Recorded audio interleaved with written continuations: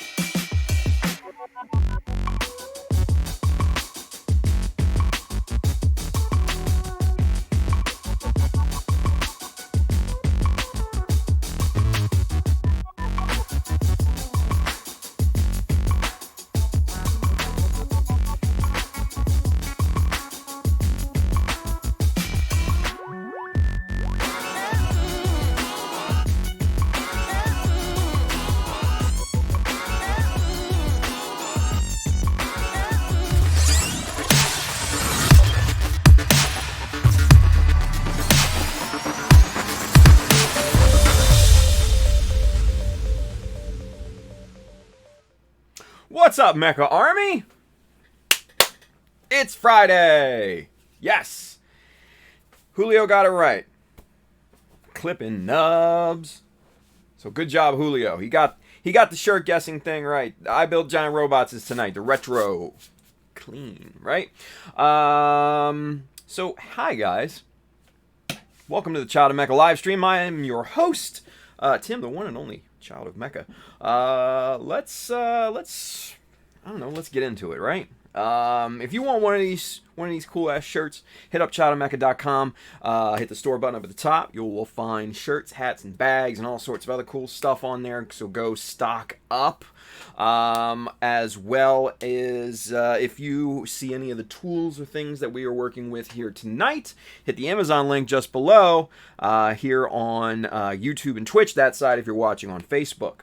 On there, you will find many cool tools and materials for modeling and stuff that we use here on the stream. You'll also find camera gear for streaming, and you'll also find some really cool books for inspiration as well. I get a little commission based off of the things that you buy, so it goes to help the stream a lot. So, stock up on those things too, right? And as always, if you are interested in picking up some model kits, paints, decals, like Mecha Decal 001 Dubs. Boom. These fine folks right down here. USA Gundam Store will definitely hook you up. So, oh man, what a Jim and Boo. Look at this. Look at this guy. Jimmy. What's going on, Jimmy? Thank you, brother. So today, after work, I continued work on the next decal sheet, not the next color, the actual next design. Started working on that a little while ago. Megu? I hope I'm saying that right. What's up? Thank you for the sub. Appreciate that. Awesome. Fixation. I've only come to sub to Tim. Nice. Thanks, Jim. Appreciate that, buddy. Go check out Fixation over here on YouTube, you guys, and on Facebook and all that good stuff. Jimmy's a good dude. He's a good dude. But yeah, so, man, exhausting process designing a decal sheet from scratch. I shouldn't say half, probably 2/3 of the time. Was just basically doing research and looking for inspiration and stuff like that. I definitely think we've got some really cool designs on this sheet. Definitely out of the box. Not something that you'll see on other decal sheets, that's for sure. But still within, that constant aesthetic that I like to try and kind of keep it in, right? So, those are still very much a work in progress. No ETA on that. So, don't even ask. I don't even know when it's going to be done, but it's in process. Let's put it that way. Let's see. The two new colors for decal sheet 1 is done, and they're off to Cartograph. We're just basically waiting to hear back from them, on that subject. So those should be coming very, very soon. So maybe a month or so. So fun times, right? Fun times for decals. Aside from that, I really don't have much else to talk about, you guys. Tonight's going to be a build night. So without any further ado, let's get to it, right? No time like the present. All right. There we go. All right. So if you guys caught the image that I posted last night and then the 30-minute out image on social medias just a little while ago, you saw kind of the evolution of the chest details, right? But there was more to it than that in those images, and I don't know if they really came across. But I do want to show you here real quick what we've done thus far, right? So here's Big Boy. Actually, I should say little guy, because compared to a Gelgoog, this guy's tiny, right? But let's get you zoomed in so you can kind of see them details, right? So let's get him pulled over there. And there you can kind of see those raised details, that strapping around the chest right here and right here. This is 0.5 millimeter thick by 1 millimeter wide strip, and just wrap that around the that hard edge there, and then beveled those on those, you know, respective corners, right? So, but let's get the backpack pulled off here so we can better handle this guy, because the backpack's a little bit of a hand grenade as of right this second, because it's not glued together or anything, right? So, here's some more of the chesticle details, right? The chesticles. So what we did, and I know this might be a little bit difficult, let's try to turn him around to the maybe side profile, maybe if I can get it in focus right about there. Yeah. All right, so you can see the panel lines that that we've got all the way around this chest protrusion here, right? So basically what I'm thinking is that this, you know, this is basically a cover for like air vents or something like that. So think about always what's behind it, right? So this whole cover here can be popped off, everything like that. A nice panel line, 3-line rule right across the front. Little drill-in hole there for some metal parts, just a little metal detail part right in there. And then you got yourself kind of a nice little look there on the front of the chest protrusions, right? And then also down here, I don't know if it came across in the you know, in the photos or not, but you know, I didn't exactly know what to do with this kind of long sweep right here on this, you know, the T on the chest. So I just kind of put, you know, just this kind of long, you know, scribe line kind of detail with some, you know, mitered corners and stuff there. I think that looks pretty good. Kind of ties it all together, right? So this will all pretty much be one color. You know, maybe some color differences, you know, for the different panels and stuff like that. But yeah, so I kind of dig the way it looks, right? So one thing that obviously didn't come across in the pictures is the height of the head. It's very subtle, but the head, the height of the head is actually a little bit higher at this point. And what that does is it gives it a little bit better range of motion, right? So now he can look up for days. He can look down a little bit better, and even with the turn of the torso, he can look almost all the way straight down, right? But then obviously, you know, looking off to the side, there's no clearance issues with that piece of armor there, right? And it's a very simplistic modification for this.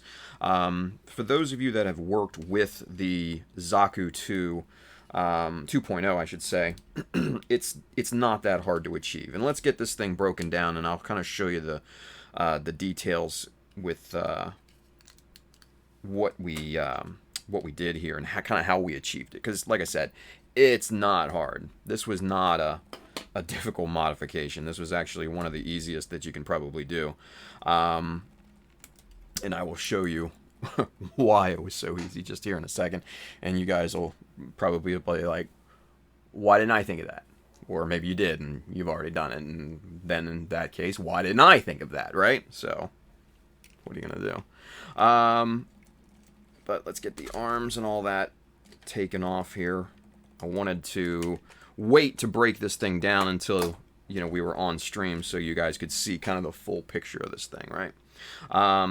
So let's get the torso taken off here as well, and that's what we'll be working with here this evening. We'll put the legs over there, and there goes the backpack. Just old freaking hand grenade, right? All right, so there we go. This will be the focal point for tonight, the head and chest area, right? So here's the side of the chest, which I really kind of like, and this took quite a long while yesterday to get this thing trimmed out and detailed and everything, and kind of get it as symmetrical as possible here, right? So the white part is 0.5 mm sheet. cut to fit, trimmed to the bevel.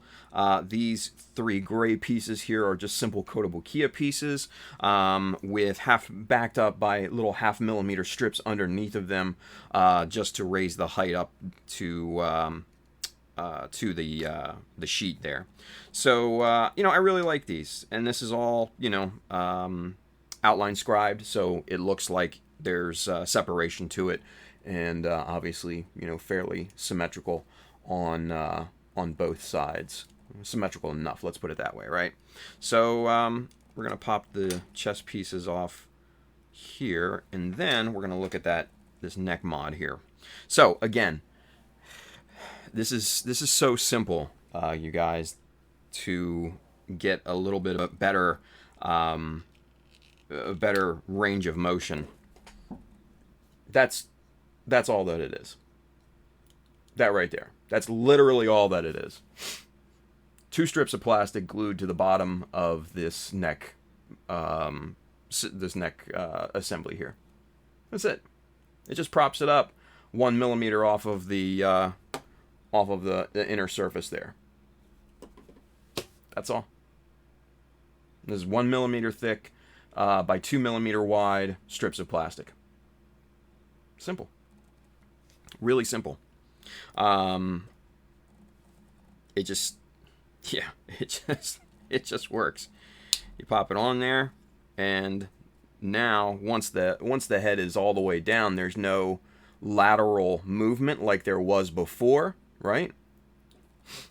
And it's solid, right? Now, if you can obviously raise the head a little bit off of the base to get a little bit more range of motion, but for the most part, that's looking pretty damn good, yeah? And there's the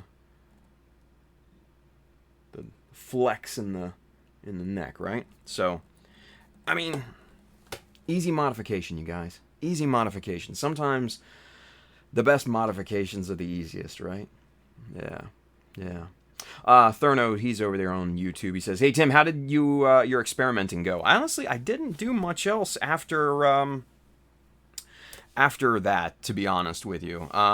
Simply because, oh, you know what? And I think I didn't show you guys the little wing binders, did I? And how we hid the crimes. And I think these came out actually really quite well. Yeah, I totally forgot that these were what we were working on last time here. So let's put him off to the side there. Now, if you remember correctly, we had a rough time, or I had a rough time, of getting this kind of arc, this panel line arcing over this top here, right? And let's see if we can't. There we go. So what I did, I went ahead and just filled it in with super glue on both pieces here. So there's no overarching panel line there. So I just got rid of it because it would have been a lot more work for very little return. So I sacrificed it. It's not a big deal to me, right? But what we did was we improved the details greatly on this. So let's get off of there. And here you can kind of see that what I did was I scribed in. Let's get this guy off of here so we can flatten this out here. So what we did was we scribed in a 1 millimeter notch here, kind of a panel line almost. 1 millimeter, popped in a little nice wave. Actually, this is 1.5. I apologize. This is a little wave vent here, and then just a couple strips of 0.5 millimeter plastic just for kind of flare, and that just hangs off the edge there. I thought that was kind of a cool look, right? And then on the other side, on the bottom, we did kind of the same thing. We have just that little vent right there at the bottom, hiding our crimes in terms of the panel line. And then I just added simple plastic details right here underneath of the connection joint. So, and there's both of them for symmetry. Yeah. Looking good, looking good. And then on the edge, the top edge here, I just added little pieces of 1mm by 1mm strip there. So let's get this flipped around. And so there you go. Good and symmetrical. Good and symmetrical. Dig it. So, so that's kind of where we are with those wing binders. Yeah. So I'm pretty damn happy with them. They're essentially done at this point. I don't think I'm gonna go back and do any more modifications at this point, but you never know. So Therno says, right, so I guess you'll probably do some on the weekend when you have time. Maybe, maybe, I don't know. I mean, because the thing with what you had suggested, Therno, was it was unique, to this particular part, right? Because the tube slotted over this simply because this had a curved edge, right? I don't think I have any other parts quite like that, so yeah, it's extreme, it's extremely situational for something like that. So I don't know. I don't know when I'm gonna get to it, to be honest with you. I'm just, being straight. So let's get back on the chest here, because there's some things that I want to add to this, right? Get the head off there, put that off to the side for safekeeping. All right, so let's get the armor pieces popped back on here, so we can kind of see and keep track of the overall aesthetic. That's important, you guys. Keeping track of what this thing looks like as a whole. So a lot of assembly, a lot of breakdown, and that's why the pegs on these two side armors popped on me the other day. So it is what it is. So Therno says, right, so back burner it goes then. Yeah, I unfortunately, yeah. Yeah, I'm just being honest. Just because, like I said, it's a unique part, which called for a unique situation. I think if I were to do it again, your solution would definitely be the way to go. So, cheers.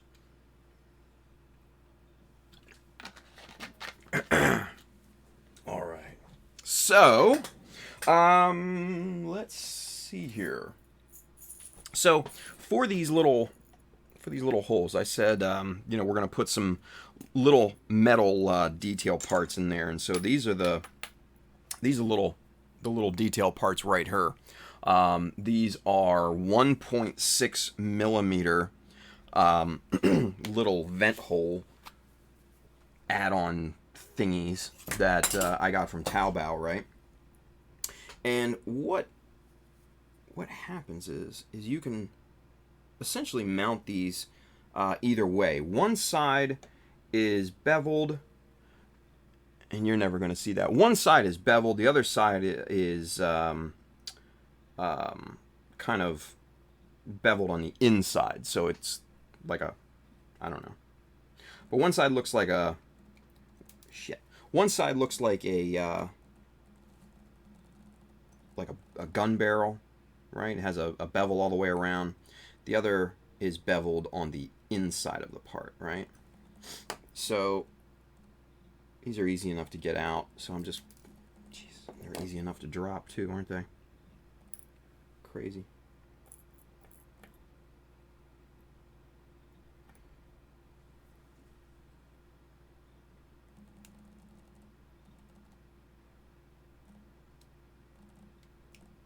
So there you can kind of see the ending.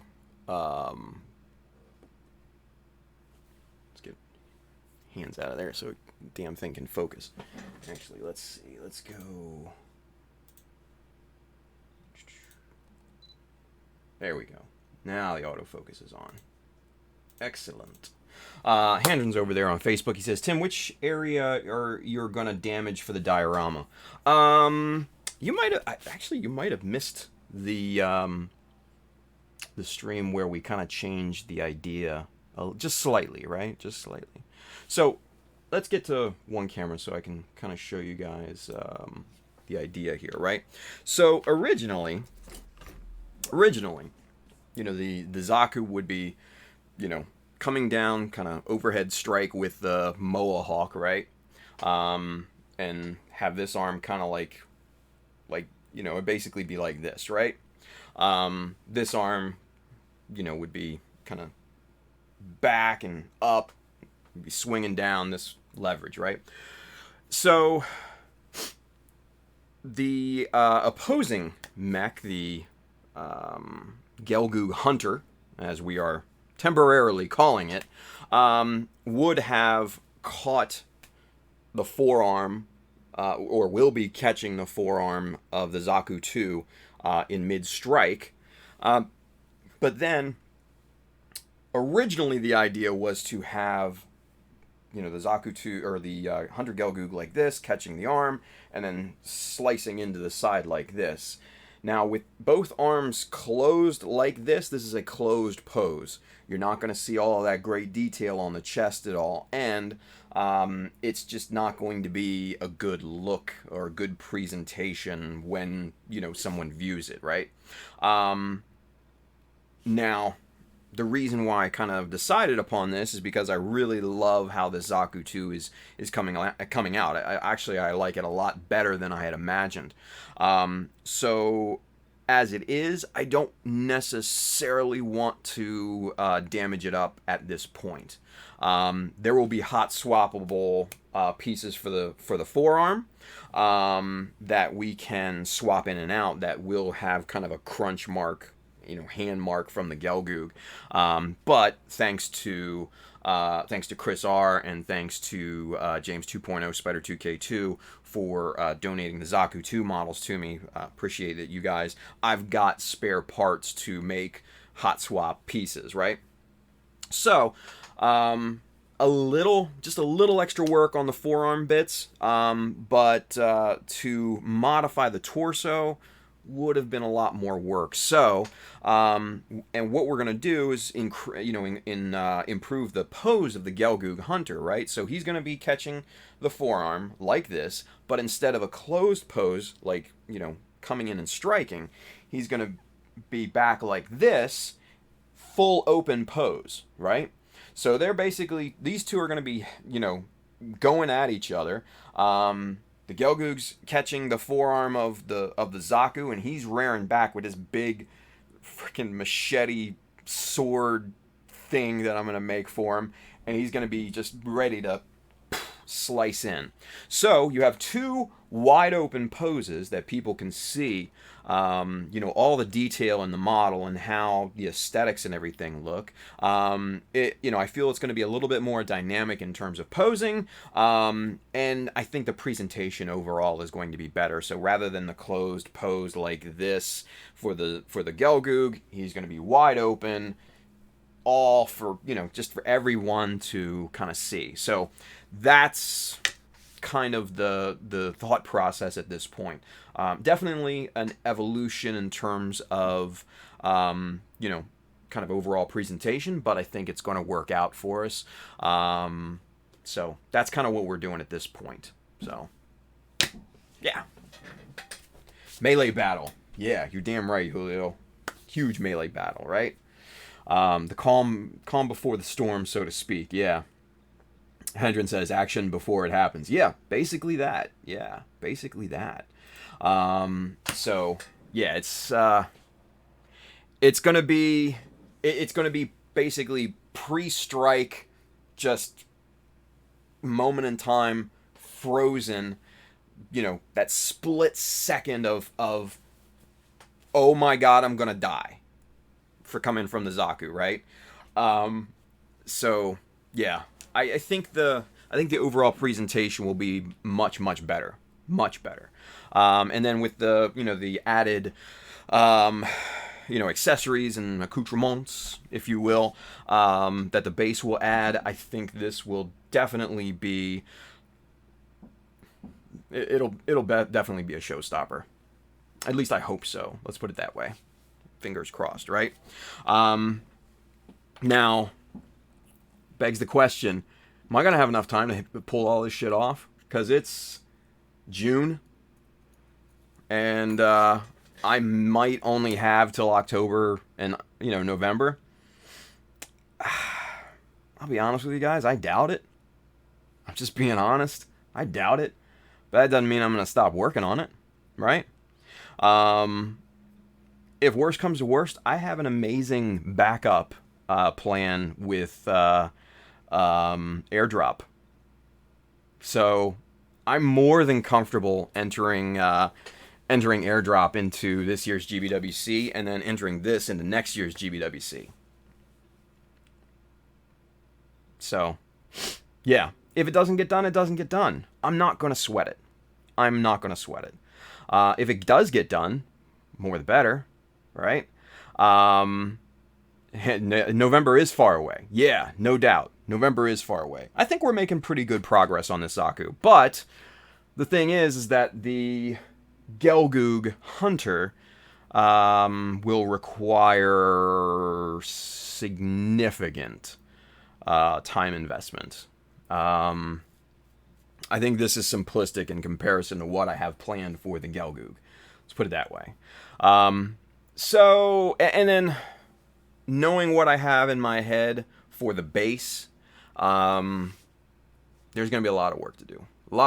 I'm not going to give up, and I'm not going to slow down, but I'm also not going to sacrifice quality, right? So, yeah. Donnie's over there on Facebook. He says, need Dean the parts counter back. Dude, no, man. I love Dean to death, don't get me wrong, but the last thing we need is a parts counter right now. This ain't IPMS. This ain't a rivet counting contest, dude. Oh, man. Anyway, Chris R says, don't rush it, Tim. Perfection takes time, and airdrop is amazing. Thank you, Chris. I appreciate that. I don't know about the perfection bit, but yeah, any quality work does take time. And I'm slow, so what are you going to do, right? Hey, Soravon's over there on Twitch. Soravon! Long time no see, buddy. He's holding it down over there. He says, better get that Zaku done this month if you want to get it done in time. I mean, you're not wrong, dude, right? You are not wrong.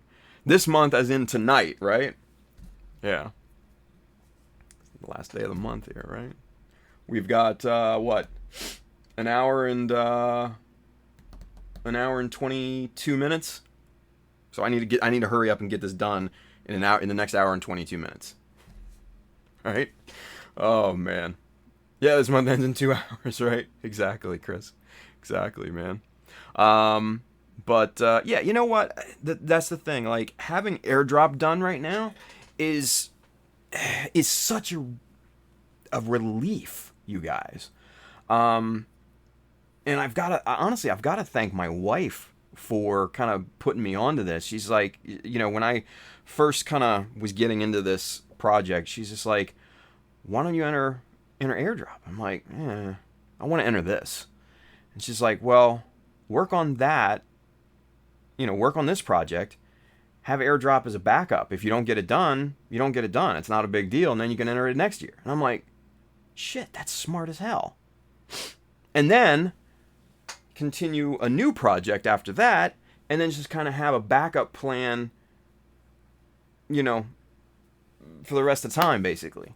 So you have a kick-ass backup just in case if you don't get something done. So I think it's a brilliant idea. So thank my wife for that one, you guys. She's brilliant when it comes to stuff like that. So there we go. Anyway, let's get back to work, shall we? So let's get these little guys removed. There's that one. Come on. Yeah, this one wants to be stubborn. Okay. Let's get this little guy back in there. Now.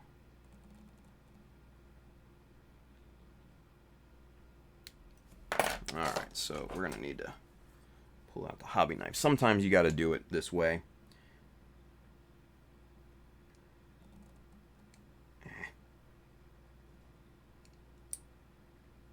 There it is.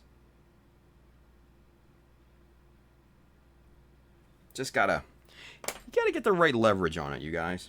Gotta get the right leverage on it sometimes. So, very carefully, boop, back in this container. So, the thing about fitting metal parts, and this is really important, you guys. The thing about fitting metal parts, especially in recesses like these holes and stuff, drill or make sure the opening, the recess for your metal parts is just slightly bigger than the metal part itself, right? You need to be able to remove it easily in this stage, because once you go to lay down primer, once you go down to lay down paint, clear coat, all that, the tolerance on these holes and on these recesses will start to tighten up. When you go to apply your metal details at the very, very end, it will be very tight to get them in there, and you won't need super glue or anything like that to affix them to the recesses. So keep that in mind. Keep that in mind. It's very, very important. And I learned that. I had to learn that the hard way, you guys. So, yeah. Drilling a slightly bigger hole in a completely finished piece is not something that I would recommend to the faint of heart. It sounds as daunting as it is as daunting as it sounds. Let's put it that way. So don't do that. Don't fall for the okie doke. Just slightly bigger. Yeah. All right. So, we've got our details on the side. We're looking pretty good here. There's a few things, maybe just some simple panel lines and stuff like that I'm going to think of to just kind of, fit all of these and make sure that all of these panels kind of fit together logically. So that'll come in time. This front part here is done. This, front T on the chest is pretty much done. We need to work on the power cable connector here, and then obviously we need to work on the two top fronts, and then the very, very top as well. So I think that's what we're going to be tackling here this evening. Yeah. So with that being said, I want to keep these two front parts right here extremely simple. The reason why is because I like to put unit designations and stuff like that on the chest here. Now, the good thing is that the arms, this shoulder cube here will definitely be exposed. When the shoulder shield is connected. So worst comes to worst, we can put big, Xeon and, unit insignias and stuff like that there. But, I do like to put smaller ones here, just very subtle ones on the fronts. So I don't want to go crazy with details on these, right? These need to stay a bit more simplistic just so that you can fit some, some interesting graphic design on there, right? So that's just my 2 cents. Do what you prefer, right? Some people like to keep the unit designations and stuff like that, the Xeon logo stuff, all like that on the shoulders and strictly on the shoulders. Me, I like to mix it up a little bit, so maybe have a unit designation on the right shoulder, maybe have a teeny tiny little Xeon insignia right here on the chest, something like that. I don't know if I'm going to do that for sure. I'm just kind of spitballing right now just to give you guys some ideas in terms of the thought process of why I want to keep this particular part pretty simple, right? So, with that being said, what are we going to use in terms of detail for these two top parts, right? Very, very, very subtle stuff here. We're going to use that little guy right there. This is what, quarter millimeter thick by 1/2 millimeter wide strip. That's what these two little guys right up here. These two little raised details, that's what they are, right? So what I'm thinking is just kind of a longish strip right up at the top on both of these. That's it. That's all you need, right? It's all you need. Very, very simple. So, let's see. Catch up here. Brian over there on Facebook says, same time, I'm taking my time to learn so many things and test out all I can. Got resin casting planned for next week. Man, look at this, you guys. Ever since we had the talk about resin casting the other night, it kind of got people into the thought process of it, right? One guy messaged me on my Facebook page yesterday and asked, hey, what were the products you were suggesting? And I just kind of ran down the list for him and everything. And I know a few other people are wanting to get into it as well. Chris R, he just got a haul today, and he's going to be resin casting thruster bells and stuff, evidently. So, man, I like what I'm seeing, Mecha Army. I like what I'm seeing. This is good, man. An expansion of skill sets. That's very important, and that's so... It's so good to see. I love that. I love that. That's awesome, dude. That is awesome. Brian, seriously, and if you need any help, if you have questions or anything like that, just hit me up. I'll be happy to help you out.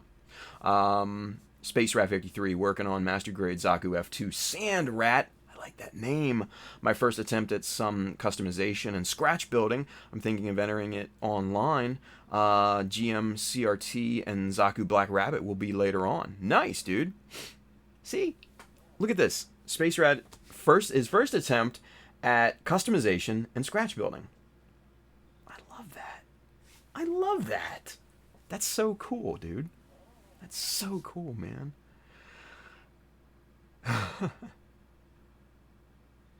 Space Rat says, just looking at some field modifications depending on time, make it be giving a GM a bad day. Nice. That's awesome. That is so cool. That is so cool. Travis G's over there on Facebook. He says, what up, Tim and others watching while building over here? What's going on, Travis? Thank you for watching, man. Excuse me. Kyle H. Got a Clueless Gumpla, if you're not familiar with Kyle on... the good old Instagram, Clueless Gumpla. Go check him out. Got to rewatch the video to write down the products, dude. Or you can just hit me up. I'll be happy to give you the rundown. It's all good. Whatever you prefer. Sorvon says, still trying to brace myself for the cost of the pressure pod gear. Oh man, yeah. That's when I would definitely go Harbor Freight. Especially the pressure pot. The pressure pot is, and I will openly admit this, I'll be the first one to say it, is Harbor Freight special. Yeah, Central Pneumatic or whatever their brand is.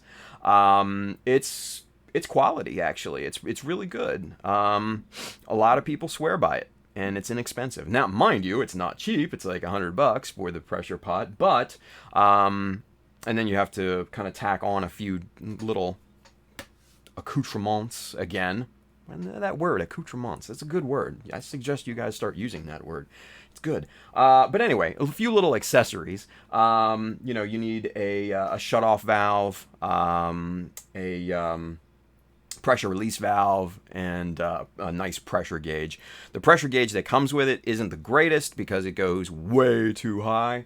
All we're doing is max at 60 psi. That's cut off. That's when the release valve blows, and you're just like, sorry, Charlie. So what I do is I pressurize to about 50-55 psi, but 60 again. That's the blowout. That's the cutoff. So you need those three things. You need I suggest a little bit of thread sealer, not Teflon tape.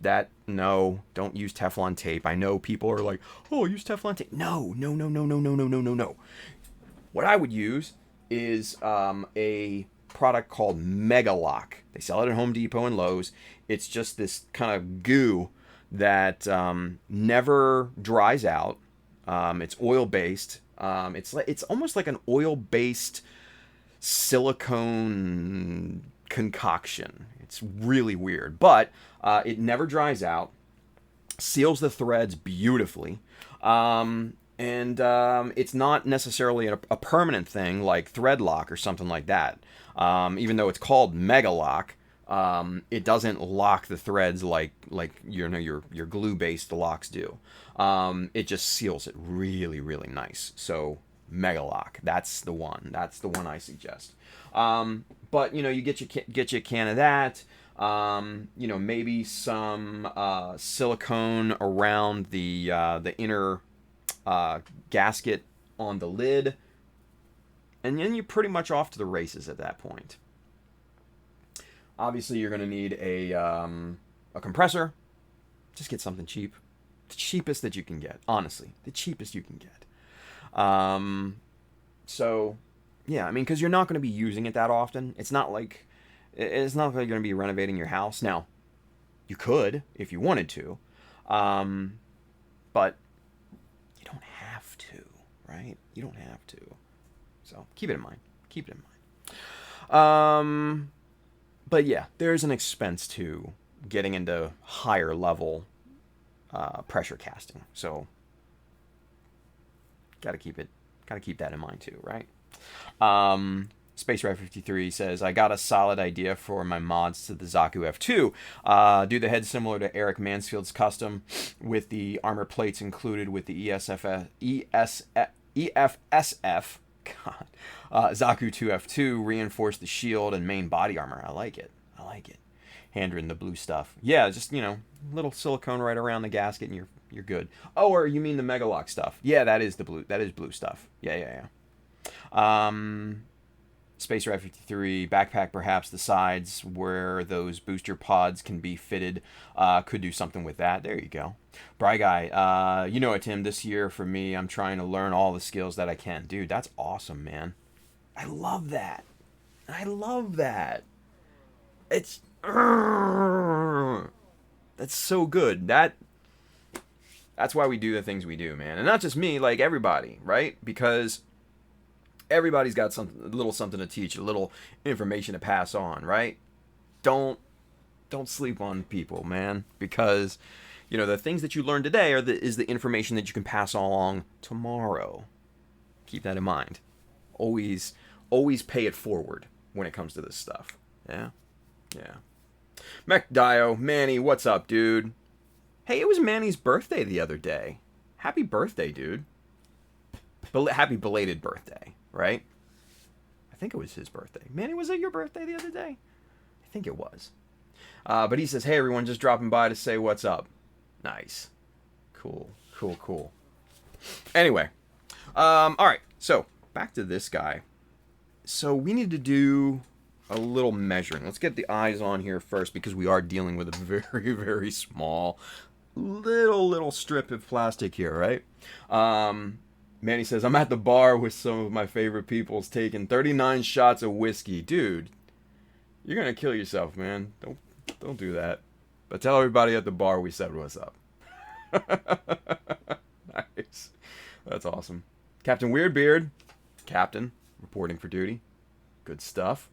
Let's see. Fiery's with us. What's up, dude? Kuko 305. Signing on. Nice. Very cool. Good stuff, guys. Good stuff. I like it. All right. So, let's get some measurements here about what size strips that we're going to need first, right? Who stole my T-square? Here it is. I see you.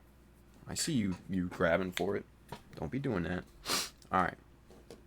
Here we go. All right, so the maximum width of this particular chest piece, bevel to bevel, looks to be about 9 millimeter, right? Across the widest point. Now, I don't want this to go beyond the top bevel here, so we got to measure that bevel to bevel, and we're looking at about 7. So I'm thinking 5 millimeters is going to be the sweet spot, right? So a 5 millimeter strip, maybe 6. Yeah, you know what? Maybe let's go 6. Yeah, let's go 6mm. That I think is gonna be where we need to be. 6mm. That's what we're shooting for. So get the chopper out. Let's zoom out. Let's show you the setup that we're gonna use on this bad boy. Okay.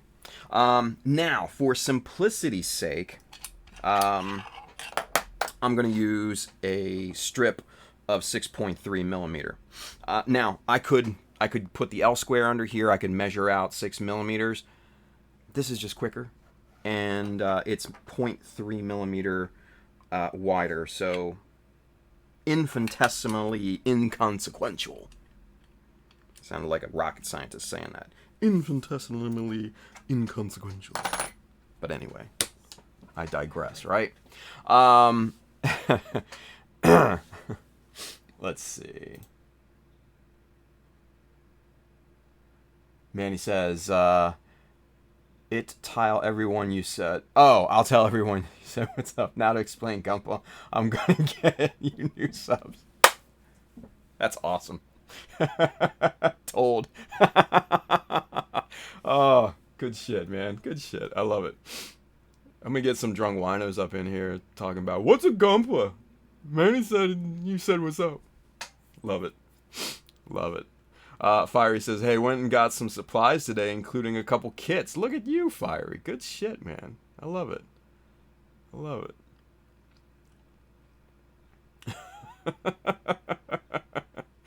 Oh, good stuff. Julio wants Manny to say what's up to everybody. Manny says, you got it, spicy cheeks. Jesus. Oh, man. Spicy cheeks.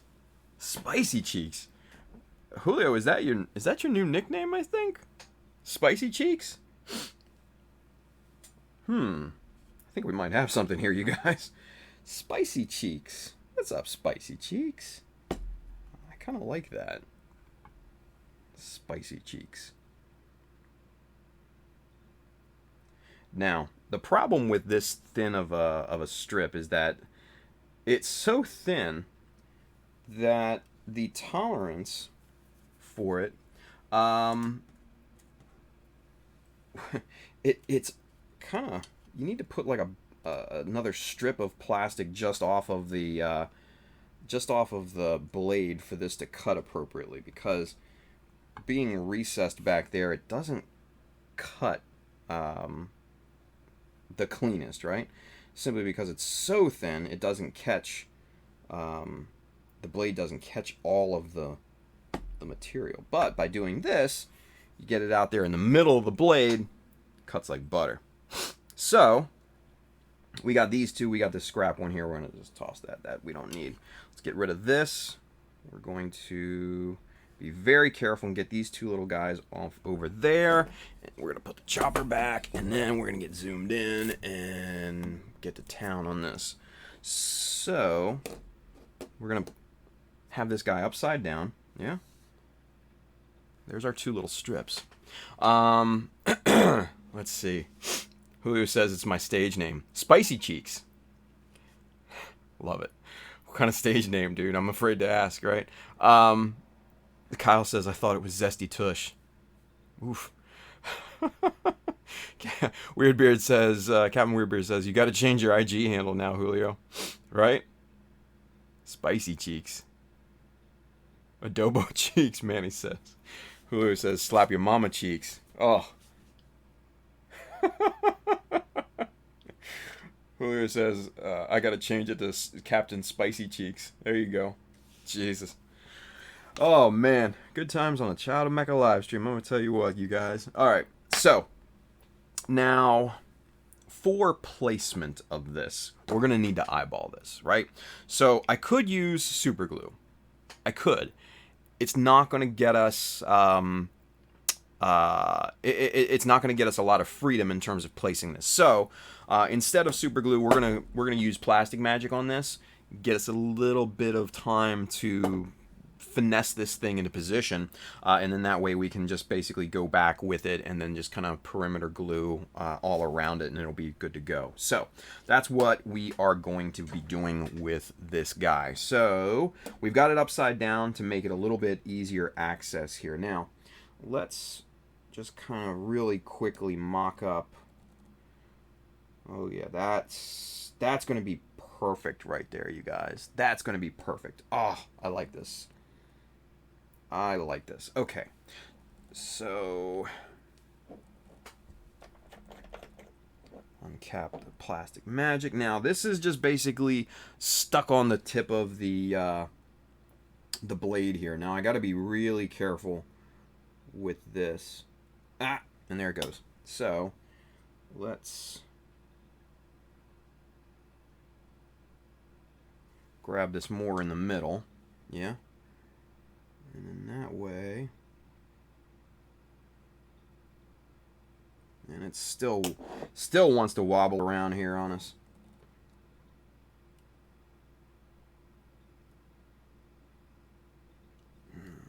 There we go. Now, horizontal and vertical placement is key. But you can see there, between all the bevels and between the mitered corners there, I think that looks pretty good. Yeah. So now it was just enough glue to make this thing stick. But now what we got to do, or at least what I like to do, is just come around and just kind of hit the perimeter of this piece with just a little bit of it, you know. Now, as that glue dries, it will be inconsequential in terms of surface level, right? So once you primer over this, you won't see any differences in height. You won't see any globs or anything like that because this glue is very, very thin. But what it's going to do is it's going to, by capillary action, seep underneath of that strip and really get that to affix the strip to this piece, right? So we're going to do the same thing to the other side here.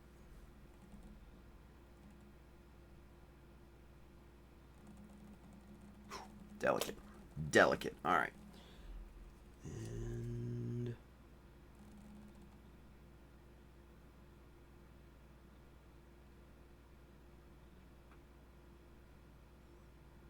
right. Ah. See how it moved? That glue sets up very quickly. Especially on smaller surface areas like this strip, right? That's a little off kilter there.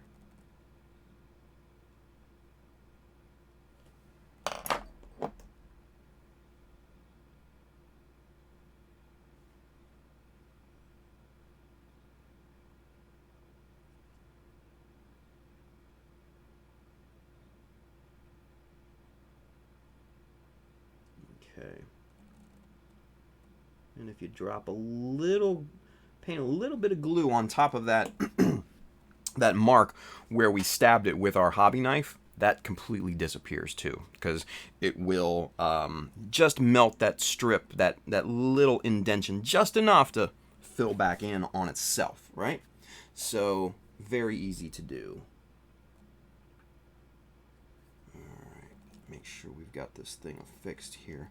I might go back over this one and hit it again with just a little bit more glue, because I want to make sure this one especially is properly laid down here. There we go. All right. So there are the details. Just a simple little strip that we're adding right to the top there. And that's it. That is it. That's all we're doing. Simple stuff. Yeah? Simple stuff.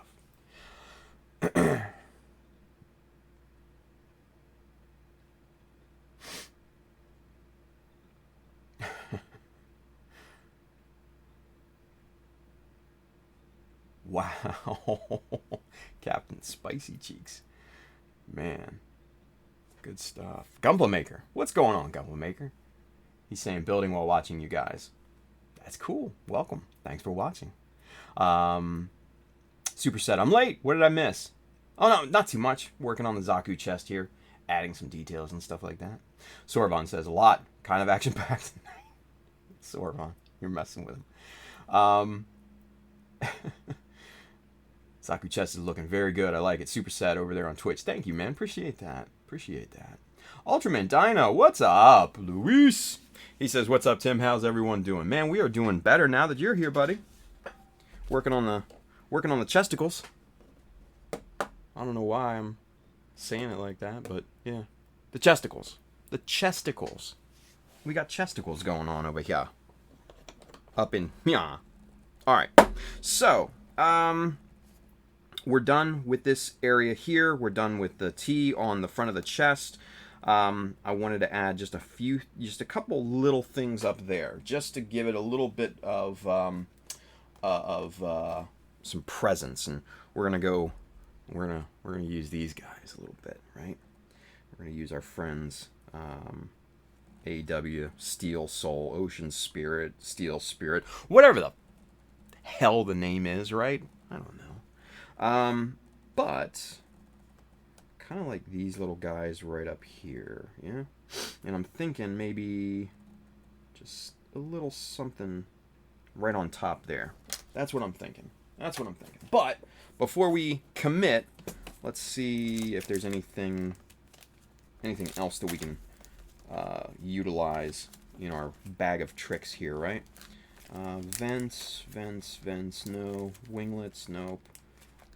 Nope, that's not gonna work. Rounds, no. We already used. Well, what's this at the bottom here? What are these? What's this little guy? Yeah, that would be too big. Those are gonna be too big. Meh. Let's see. And then we're getting into the substantial details and stuff like that. No, okay, cool. We'll go with that. We'll go with these. We'll go with these guys right here. Yeah? Right here. Excuse me. Tim, that chest detail looks freaking cool. Thank you, Luis. Appreciate that, brother. That's a very nice compliment. I like to think so as well, but still, thank you. All right, so let's see. What size do we think we should be using up here? The small ones I think are a bit too small. I'm thinking maybe these guys here. The big ones might be too, well, yeah, the big ones might be too big. I'm thinking these medium, this size right here. That's what I'm thinking. Now, the big question is, do we use the beveled ones or do we use the square ones? And if we use the square ones, do we use the tall one or do we use the short one? This one is about 2.5. This one comes in just at about 2. So this one, let's see. Come on. This one is the beveled one, right? Now you can see it a little bit better. This one is the tall square one, and these two are the short square ones. I'm thinking I like the beveled one. That's what I'm going to go with. That's my decision. Yeah, it's final. Get this piece off the backing paper here. Right. Right there.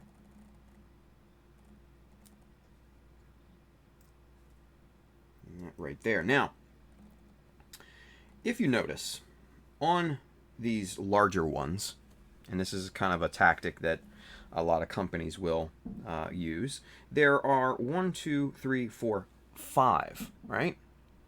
Now, if you're using these, say, on symmetrical parts, why the odd number? Well, it's to get you to buy more. That's why. Because if you're left with one stray piece, the propensity of someone to not want to waste that is to buy another sheet. Keep it in mind. Keep it in mind. It's a small little tactic, but it is what it is. We have to live with it. That is our world. All right. So, picking these up is not going to be exactly the easiest thing in the world. So, with that being said, what we're going to be doing is to utilize kind of a little manually rigged system that I kind of came up with, which honestly I probably shouldn't even say I came up with, but I've seen, you know, variations of, and I just kind of thought about this would be what we do. But we just kind of roll a piece of tape along itself, right? And then we pop this into our tweezers like that, and now boop, you can just pick that little guy up, just like that, and now you can place him down anywhere you feel like it. So that pretty simple stuff. So but we want these to be equal on the placement here. So we are going to get the T-square out again, and we are going to mark a lateral line. Come on. All right, so we're gonna have to do this here because that ain't gonna work.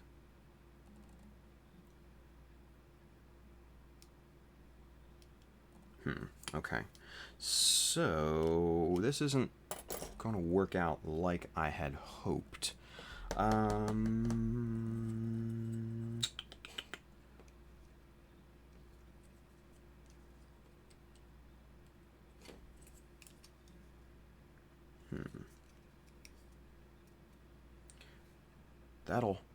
That'll get us into the right place. That'll get us into the right place.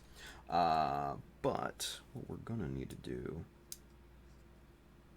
yeah, see, this is how we work, you guys. You come up with solutions, simple solutions, a lot of the times, to creative problems, yeah, or creative problems to simple solutions. I don't know. So this way, we can place the back edge along these penciled in lines, and we have completely symmetrically placed little metal parts. So there you go. Let's see. Brandon5269, wife ordered me some BMC chisels. Damn, she's a keeper. But got sizes way too big since I mostly do 1/44 scale. Still, it's the thought that counts, right? So I ordered a few MadWorks tonight, and some detail parts and a couple kits and your decal sheet. Dude, that's awesome. Thank you, man. Appreciate that. But man, the wife is thoughtful. I gotta tell you. Nice. Let's see. Zero Kai's in the house. What's up, man? He says, hey, Tim. Ultraman Dinah says, oh, and Tim, USA Gundam Store has already shipped my package, and your decals are in it. Thank you. Thank you, dude. Appreciate that. I appreciate the love, you guys, for the decals. I really do. It does mean a lot. It really, really does. And it allows us to further the line, too, which is a big thing. Because, you know, we wouldn't be able to without the success of the very first sheet. So, thank you. All right. So, with everything being said, what we're going to do here is to make sure that we've got proper placement on both here. So now what we've got to do, since we've got a lateral line over here, now we need to get our vertical so we can get the corner kind of locked in, the corner placement locked in. So this is where scribing jig comes in super handy, because you can set it right along the inside edge, which is flat, right? And this is just a 2 millimeter strip right here. And what we're going to do is we're going to mark that, and then that's going to give us a nice corner there to place this these metal details, right? We do the same thing to the other side.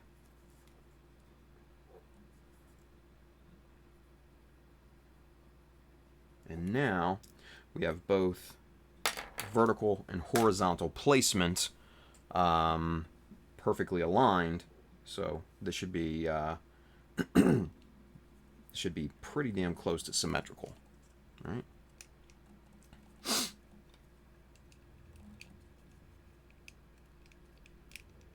Okay, so now, moment of truth. Here we go.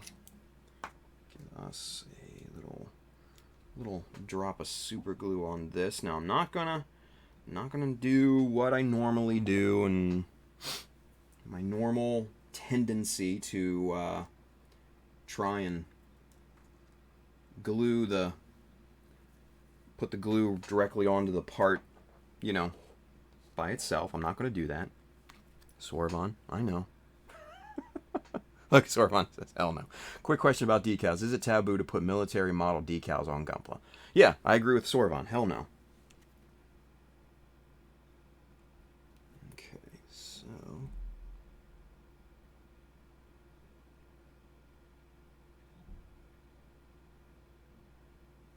Okay, we got that there.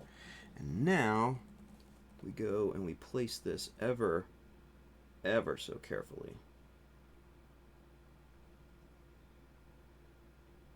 Alright. Then we let that glue cure on there a little bit. Pull this up.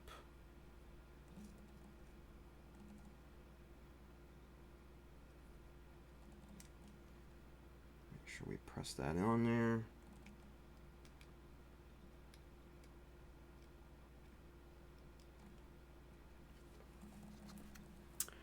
And there we go. We've got the first part locked in to that corner. Nice placement. And we do the same thing to the other one. Whoops. Damn thing popped off.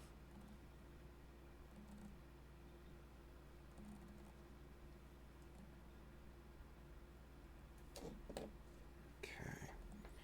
Now, this is delicate work, you guys, so you gotta work slowly and methodically, yeah?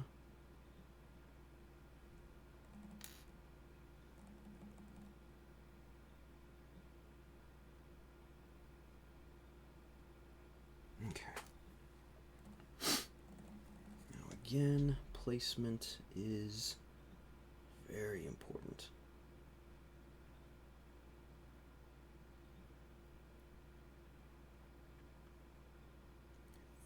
I think we're in good shape here.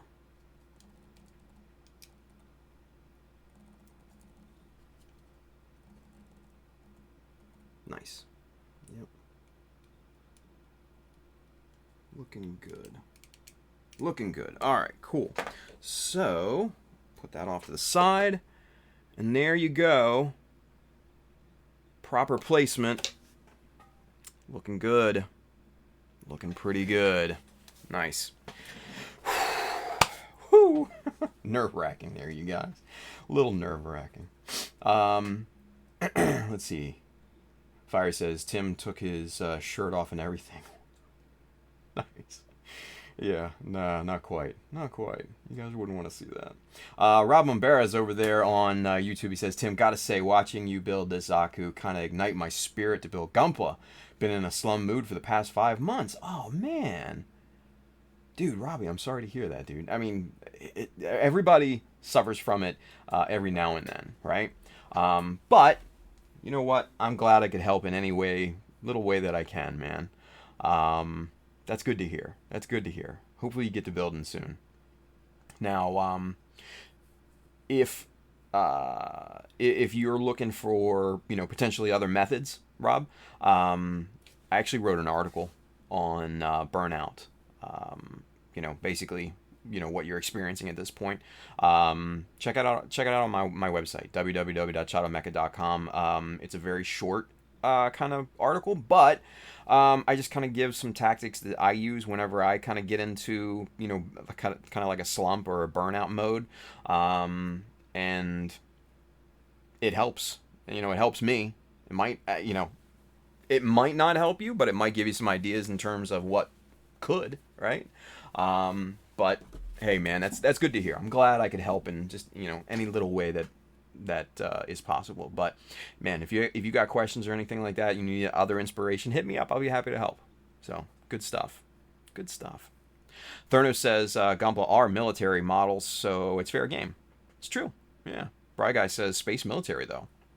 Yeah. No. Fair points all. Excuse me. Kyle H. Yeah, he showed us his sweet Gundam chest tattoo. My sweet Gundam tattoo, huh? Nice. Oh, man. Oh, dude. Rob says, will do, but today just want to celebrate being 44 with my wife and son. Oh, is today your birthday, dude? If today's your birthday, you know what that means, Mecha Army. We gotta wait for confirmation, though. So nobody jumped the gun just yet. Nobody jumped the gun. Yes! It's Rob's birthday. Happy birthday! Everybody, happy birthday to Rob. Happy birthday, Rob. Thank you, man. Yep, see, there we go. Let's get it going. Happy birthdays all around. Let's go. Let's machine gun happy birthdays for Rob. That's awesome, dude. Happy birthday. And you're watching us on your birthday? Man, thank you, brother. Appreciate that. Look at that. Yes. Happy birthdays. Cheers, Robbie.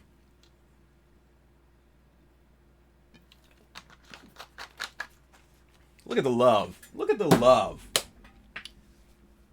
That's what Mecha Army's about. That's good. That's good stuff right there, man. That's good stuff. Have to watch the John Mecha. Thank you, Rob. Appreciate that, brother.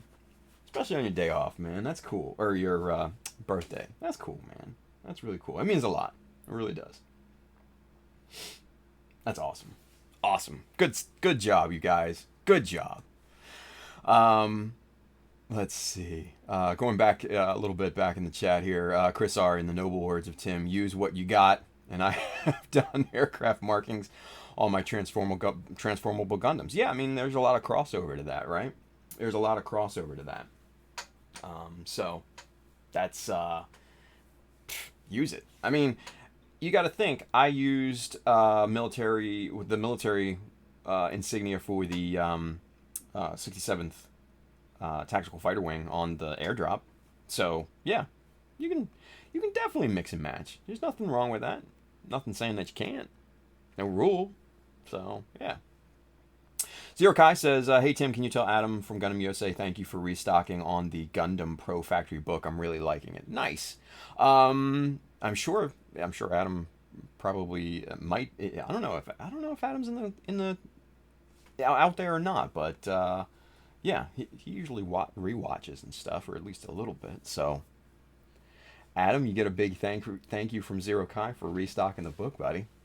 It's a good book. It's it's high quality stuff, so it's a good pickup. Let's see. Superset over there on Twitch, he says, I'm thinking of getting some for my Perfect Grade Mark II. Don't know if I want Air Force or Marine Corps style decals. And then Sorban says, do whatever. I mean, Airdrop has Air Force decals on it. Exactly. Yeah, and there's absolutely nothing wrong with either one. Get both. Shit, who cares, right? Find something that looks good. That's what I would say. Find something that looks good. So, good stuff. Thurno says, yeah, I don't feel bad. I was in a 10-year hiatus, so I don't feel too bad. Nice. Hey, but you're back, right? That's cool. That's what matters most. Man. Good. Man, look at all the happy birthdays. That's great. That is great. Superset 5. In my mind, Air Force in my mindset, Air Force equals Space Force, Marine Corps equals Ground Force. Knowing that the decals will determine what style of weathering. I mean, that kind of does make sense, right? That kind of does make sense. Yeah.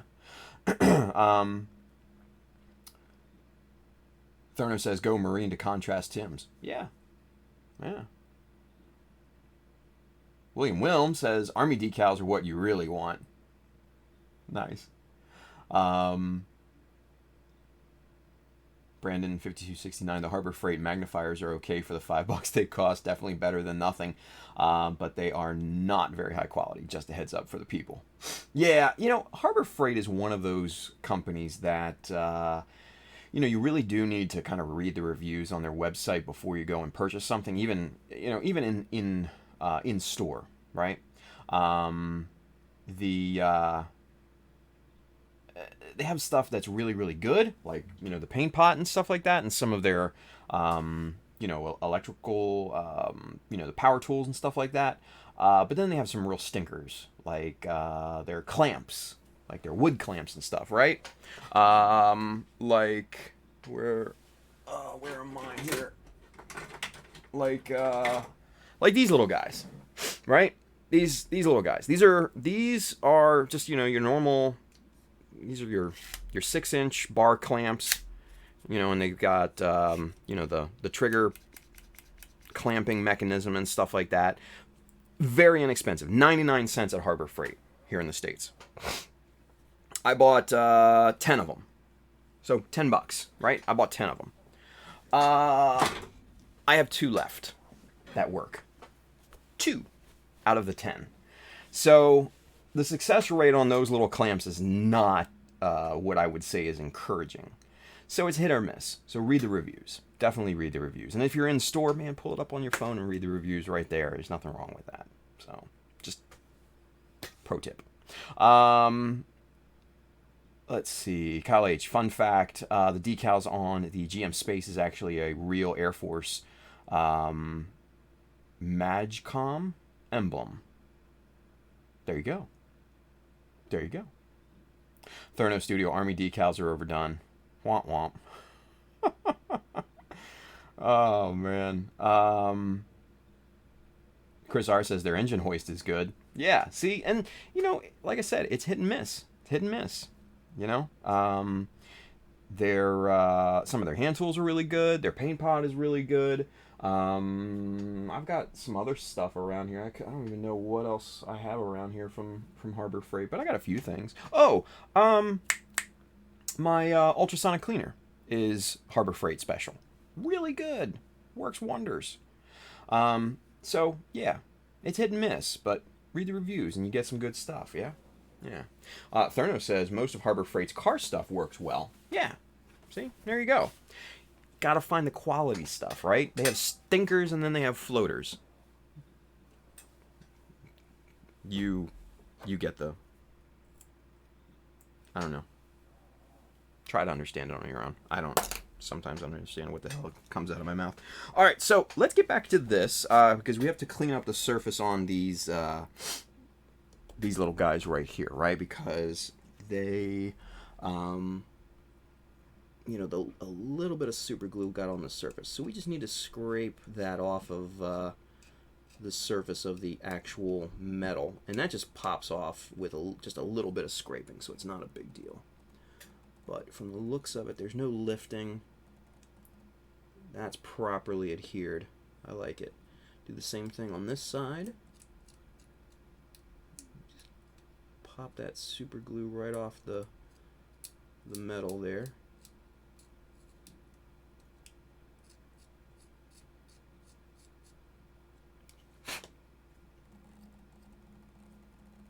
Good. And now some of the super glue obviously squeezed out the back and a little bit on the side, so we'll just come back with our knife and just kind of scrape that lightly off the surface there just to clean everything up, make it look nice and neat, because that super glue is a little bit thicker obviously than our plastic magic, so that will unfortunately show through any primer and paint.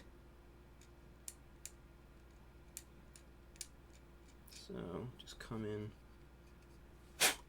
scrape that off, clean it up, and then you got perfectly laid down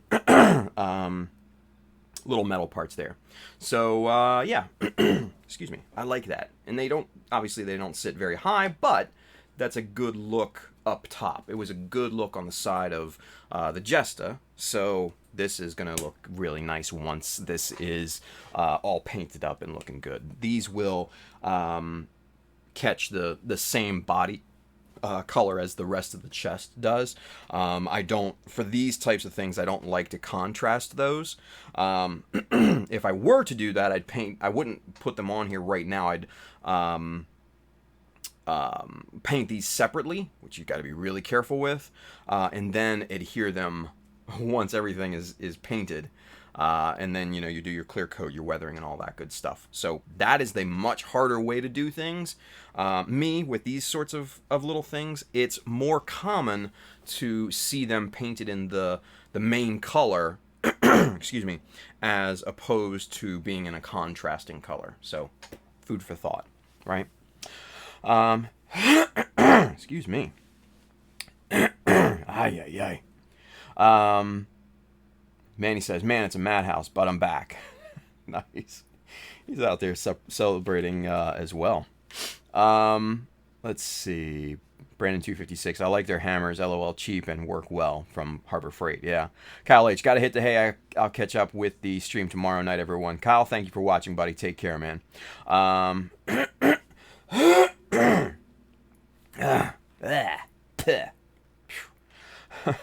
Julio says, hey Tim, not to distract you, but any word on the Mecha Army hat? Yes, it's actually on its way, and I should be getting it on Monday, I think. Let me see, shall we?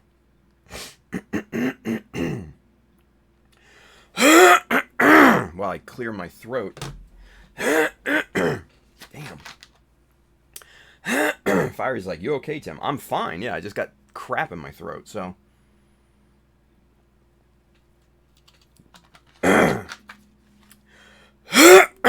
Woo, now.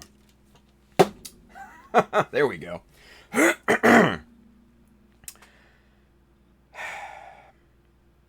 think we're good. I hope we're good. We'll see, right?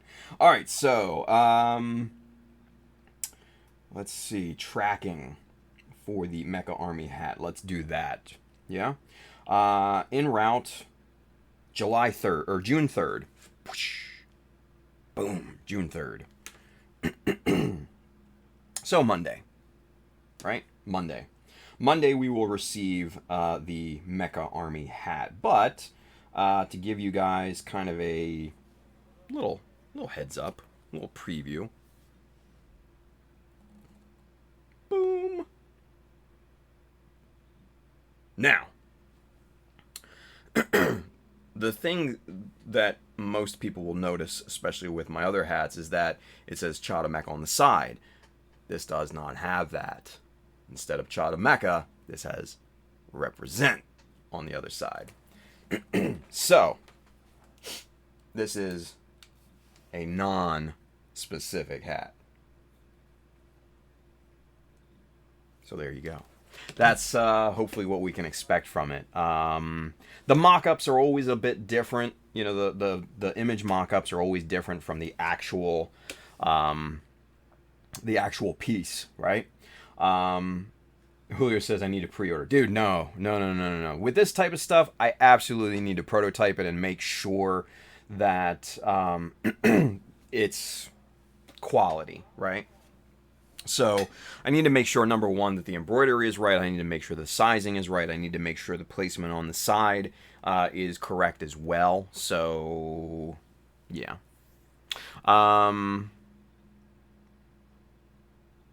Zero Kai, I wouldn't wash it down with soda, Tim. Too late now, right?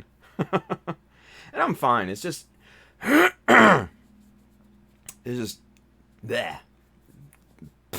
in my throat, right? So, what are you going to do?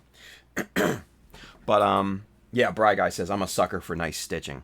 Yeah, and you know, the company that makes the hats and everything, they do a wonderful job with embroidery, which is just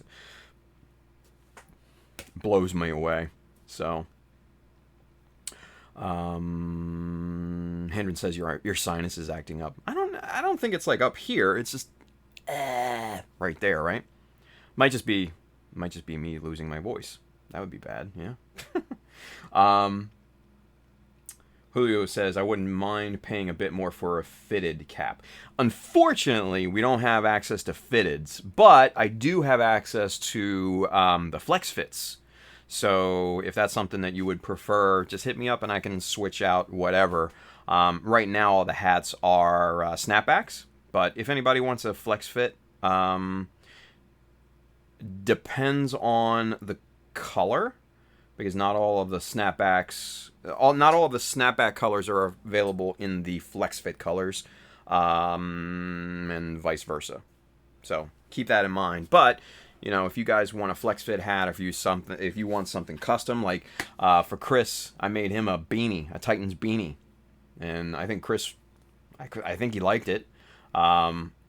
So yeah, we can do custom shit. I have no problem with that. I'll hook it up. Yeah, that's what we do. Represent Mecha Army. Whoop whoop. Anyway.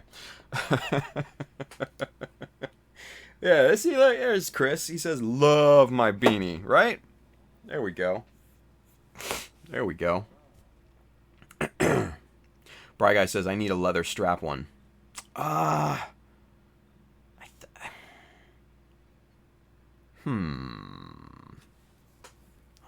think I might have access to those.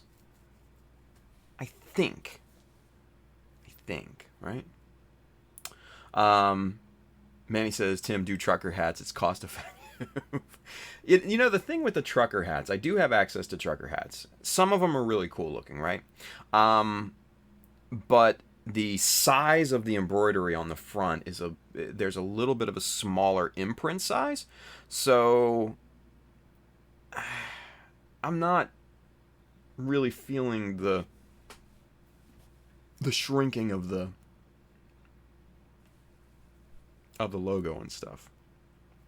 So it is what it is. Yeah, it is what it is. So, but yeah, you guys, if you want something, if you are wondering about something custom, just hit me up. Shoot me a message and I will definitely check. It's not hard to swap out hats, right? The model of the hat for you know, a design that's already up in the store. It's very, very simple actually. So yeah, if you guys want something custom, just ask. That's all. What's the worst I could say is I can't do it, right? So there you go. All right. Back to this guy. So in the simple details class, I talk about reinforcement strips, basically like bumpers and things like that, right? So we're going to do something similar to that for this guy right here as well. Now, we are going to add just some simple kind of bumpers to this right along the outside, just like that. Oop, be good if it was on camera, right? Son of a bitch. Just like, just kind of like that here, right? So, but to do that, let's get some measurements, obviously, here. So we're going to start maybe right about there. And I think maybe 12 millimeter, I think, is going to be what we need. So, bring back the chopper, zoom out, lock the lens so it doesn't do the auto zoom thing, right? And then we need to find our L square. Here we are. Let's get the measurement locked in right there. That's 12 millimeter. Lock in our stop block. And there we are. Yep. Let's see. Julio says, yeah, boy, Mecha Army leather strap. Now, hold on. Time out. Leather strap, like on the back of the hat, right? That's what you guys are talking about. Not like like a bracelet leather strap, because that I can't do. But I think the leather straps on a hat, like a slouchy kind of, you know, like a cotton style hat, that I think I have access to, right? I think. Yeah. So, yeah, Theranos, there you go. All you got to do is ask. The worst thing they can say is no, right? Exactly. Bry Guy says, wait, so are you saying I can get airdrop hoodie then? Potentially. The thing with hoodies, okay, so real quick, let me explain this to you guys here just real quick, and I know we're verging on tangent here, but so the company that I go through used to carry American Apparel. Everybody knows the brand American Apparel, right? Really nice, high quality stuff. They used to carry two kinds of hoodies. One that was a bit heavier, and it had a silver zipper with white trim, and then white strings around the hood. The other one that they used to have was a little bit lighter, and it had color matching zipper and color matching ties. That's the one that I love because it is a little bit lighter, but it was still super comfortable. I have a Grim Reaper's one in that, and that's absolutely my favorite hoodie. The zip down and everything. It fits amazingly, and it's wonderful. Super soft on the inside, too. But a year or so ago, the company, the t-shirt maker Gildan, bought out American Apparel, and when they bought them out, they didn't have any plans to keep American Apparel in business, so to speak. They kind of bought it as kind of like a corporate takeover, from what I understand, and then their thought was just basically to absorb the company. There was no thought in terms of continuation of the brand. They caught some shit and from a lot of people, and then they kind of basically said, okay, well then we'll keep the brand, fuck it, right? But there was a huge lapse in production between the time that they took it over and the time that they ramped things back up. So a lot of companies unfortunately went hands off on American Apparel, and that particular hoodie that I love so much is no longer carried by the production company that I go through.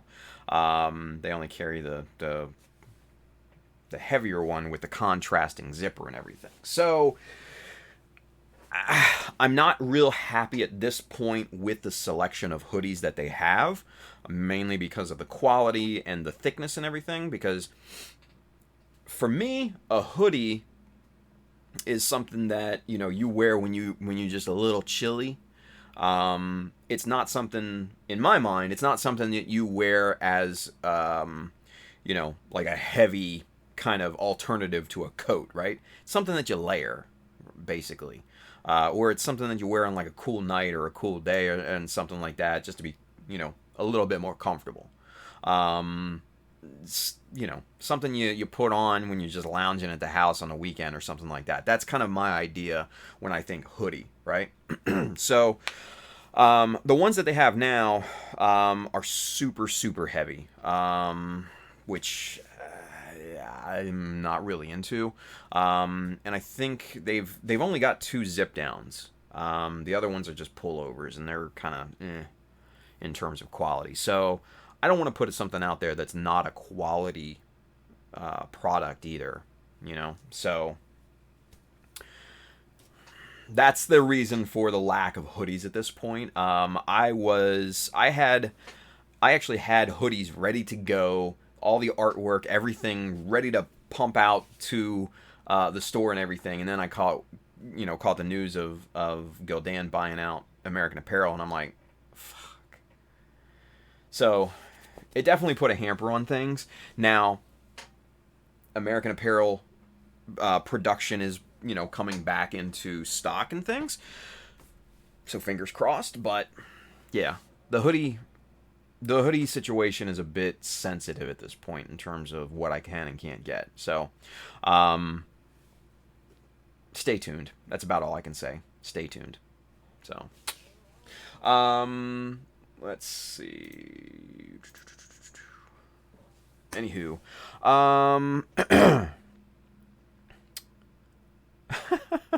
Manny says I'm gonna get a Mecha Army paddle. Nice. So Sean says athletic fit t-shirts. Tim, yeah. Donnie Baxter's over there on Facebook. He says, "Boy, did I have the wrong leather strap in mind, dude." For those of us that grew up in the '80s, yeah, I think we had that same idea in mind when you hear a leather strap, yeah. Boy, yeah, your ass starts running. Oh man. Bry Guy says, gotcha, Tim. Well, whatever I can get, I'll take it. Cool. Yeah, just Brian, just hit me up, and I can kind of go over options with you and stuff like that if you're dead set on it. So Steve Mindorf says, hey Tim, can you check on a red hat with black stitching? Okay, so I can't do custom stitching. That's one thing that I cannot do. So unfortunately, now I have options, on differing bill to cap colors. I can, like the Sinanju hat is red with a black bill on it, right, and a black snapback on it. But I can't actually customize the actual stitching, unfortunately. So sorry. Fiery says, "Damn it, Gildan, always ruining everything." Yeah, kinda. Julio Ponte says, "Donnie, get the strap." Dude, I mean, come on, y'all can relate. If you grew up in the '80s, y'all can relate. I'm gonna tell you that right now. Yeah, you guys can relate. Thurno says, I was more concerned with rubber slippers. Oh, yeah, I don't know what's worst, man. Rubber slippers or the belt. Now, if you lived like out in the boondocks, like my great grandmother, when she was still alive, rest her soul. She passed away, I think, when I was like in my teens. But I got to know her, a lot. She was a great lady. She was maybe 4 foot, 4.5 feet tall, something like that. So she was like mad short, and she couldn't hear for shit, right? But she was this beautiful little country lady, right? And I used to fuck with her in the grocery store. I'd be like, "Granny," and look away, and she would be like, "Huh? Who said that?" Right? Oh. My mother would get on me so bad, but yeah, she was very country, and when I was real little and went over to her house, she'd be like, "Don't make me get a Switch after you." One time, she went and got a Switch, which if you guys don't know what a Switch is, it's not Nintendo Switch, it's not the light switch, it's a fucking tree branch. She went and got one. And she whooped my ass with that thing, and that was not fun. So, yeah, be thankful you guys don't. Be thankful you're not in that situation, right? Those country grandmas, man, I'm telling you, they have no fear getting the Switch, man. No fear, man. All right, so we got our two 12 millimeter little. Oh shit, I'm not even on 2 camera here. Let's go back to 2 camera.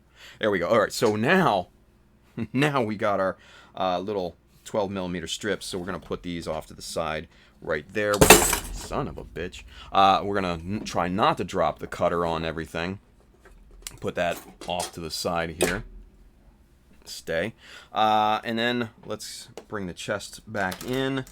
And we're going to pop these guys on here. Now, we need alignment, just like we did on the little metal details here, right? So, to do that, we are going to grab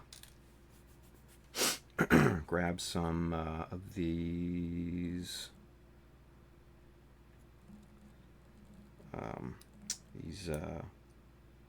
scribing jigs here. We're going to use these as alignment. Whoa. That's not good. Come on now. Slipped on me there. Alright, so there we go.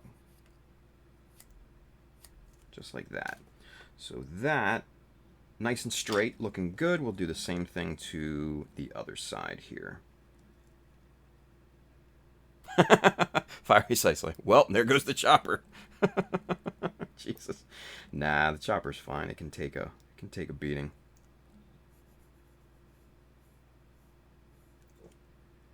Alright, so we've got placement long ways. Looks pretty good. Actually, wait a minute. Let's double check this here.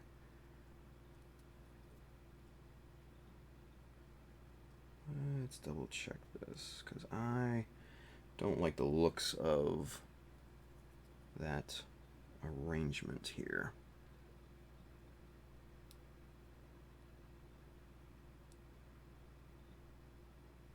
Yeah, okay. It was a bit off.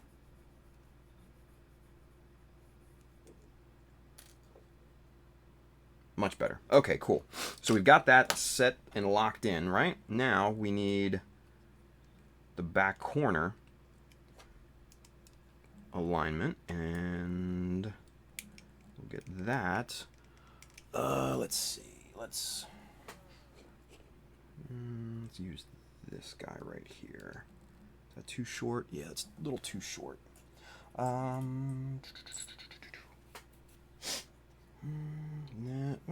let's see. How's that? Is that where we want it to be? Actually, that's not too bad right there, yeah? Oh yeah, let's use this. This will be good. This will be perfect for this back alignment here. Just like this.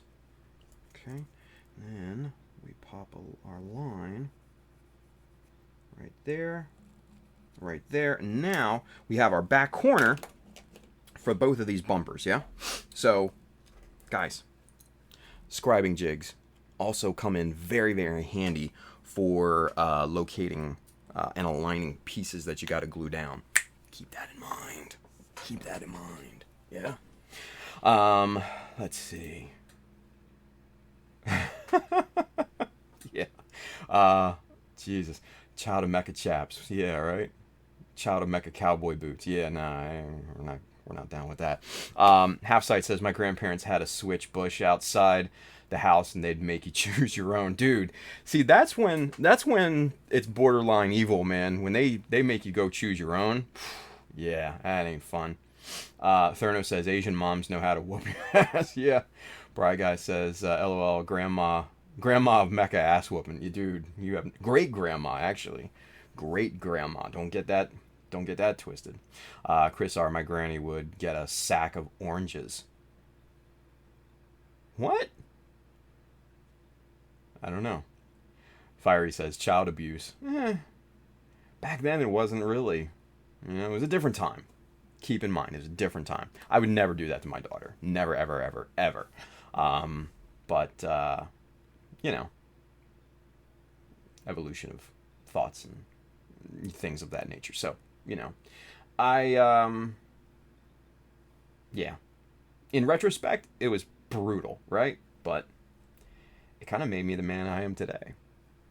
So, but you can learn from that and learn not to do that with, with your own children whenever you have them or whatever. But yeah, it's one of those things. So, Brandon says, not abuse, discipline, Fiery. Yeah, I mean, back then, yeah. Like I said, I wouldn't do that today. Chris R says, I was a little asshole. Dude, I was too, right?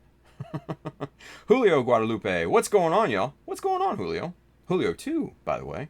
So we're getting a lot of 2.0s in here, man. Good stuff.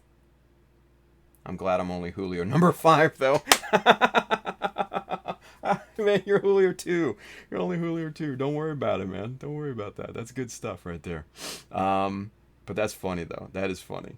Therno says, yep, not abuse because that's how we knew we really fucked up. Yeah, dude, it was. Yeah. We did mess up back then, right? Fiery says, tips in making scribing jigs. Yeah, dude, they're just two. All you got to do is just glue 2 pieces of plastic strip together, just in a right angle. Just, like that.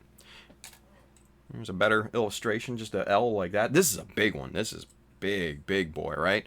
But you know, these little guys right here. This is just 1 millimeter by, with a 2 millimeter strip on it.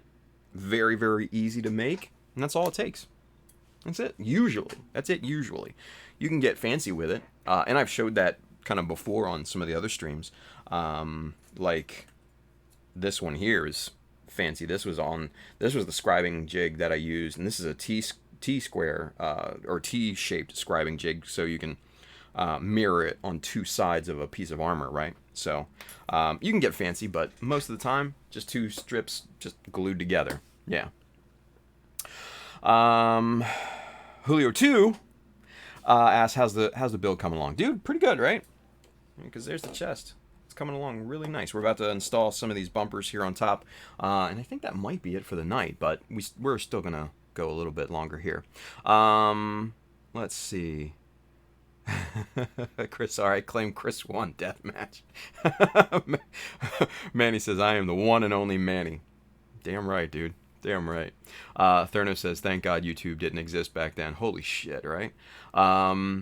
Kai San-ing, he's over there on Facebook. He says, Tim, I'm curious, how did you get the idea for making those panel line on the Zaku chest parts? I'm working on my Zaku too, but out of ideas. Oh, you mean, let's get zoomed in so you can, whoop. I'm wondering, I guess you mean, oh, focus, camera? Boop. I'm guessing you're meaning these right here, this kind of 3-line rule deal, this right here. And this one over here. Honestly, inspiration comes from looking at other people's models and stuff like that. And this is actually kind of something similar I did on the Jesta, right? The Jesta had just a straight panel line across it with kind of a horizontal notch. So I wanted to kind of play off that just a little bit, but used a kind of a 3-line rule shaped panel line on the front here, right? And then did kind of perimeter scribe on here to make this basically a front kind of removable plate. So that's kind of where the idea came from. So simplistic at most, But, if you're kind of lost for ideas, dude, look at other people's models. Look at other people's, scribing designs and stuff like that. Hook up on artstation.com. Go and look at all the mecha designs on there. Man, there is a wealth of information on that site. I was perusing that for several hours today, trying to get inspiration for new decal designs and stuff like that. So, yeah, that's what I would say. Superset 5's over there on Twitch. He says, random question. With the live-action Gundam movie coming out, do you think we'll get a AAA Gundam games like Battlefield, Call of Duty, etc.? I don't know. Maybe. I really don't know. I try not to ponder too far in advance on some of that stuff because... who knows if the Gundam movie is going to get bogged down in production hell, like so many movies do. It's hard to say. And it's impossible to say right now, right? So, what are you going to do? Let's see. A Julio off. Uh-oh. Damn. That's great. Winner gets a high grade kit. Oh shit. Julio would win though. That's funny. Julio would win, right? Oh man. He's and Julio Guadalupe too. I'm having a strangest sense of deja vu, right? Jesus. Fiery says, I just want an insanely detailed build fighters game, virtual kit bash for the win. That would be interesting. Yeah. Braga says, I'm lost on the IBO spinoff. Been almost a year without a new series. The IBO spinoff, from what I understood, was a mobile app, like a mobile game or something like that. Or that might have been something different. I don't know. But I know that's one of the plans that kind of Bandai had, was to make a mobile game out of that, that particular property, which pissed off a lot of people. Which I can understand at that point, because you tease these designs and everything, and they looked really cool, and then you're like, oh, it's a mobile app only for Japan, for the Japanese people. Sorry, everybody else in the world. Womp womp. Like, come on, man. Killing us over here. Okay, so placement, as always, with something like this is very, very crucial. So you want to get it locked into that corner that we drew out as closely to those pencil lines as possible. Okay, so that looks pretty good. A nice little bumper there, right? And like with the little strips on the front here, we'll come back. We'll just kind of kick that with a little bit of glue right around the perimeter, and you can already see this stuff just kind of seeping underneath through the capillary action. And yeah, look at that. It's already starting to set up right there, right? So that's a good thing. And we just kind of go over that with the tweezers, just really press that down and get the adhesion really nice and strong there. Alright, so we'll get the last piece over here. Good. And again, placement is everything.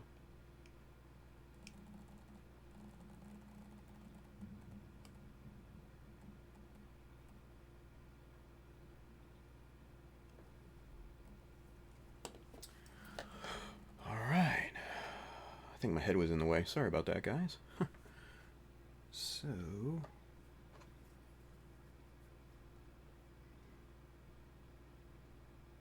this needs to move over just a bit. There we go. Alright, so again,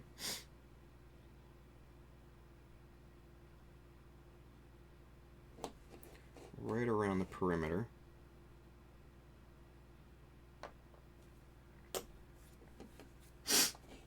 And just make sure, ooh, I moved a little bit. But that goes to show you that this thing wasn't adhered completely down, especially up front. But now we're getting proper adhesion to that. And that moved a little bit on us, so we gotta move it back. Get that alignment back into place.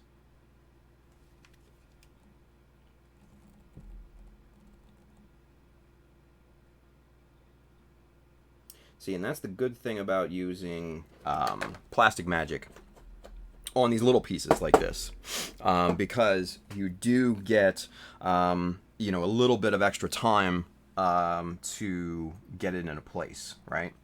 That's the very, very important thing. So there's our the scribing jig that we used.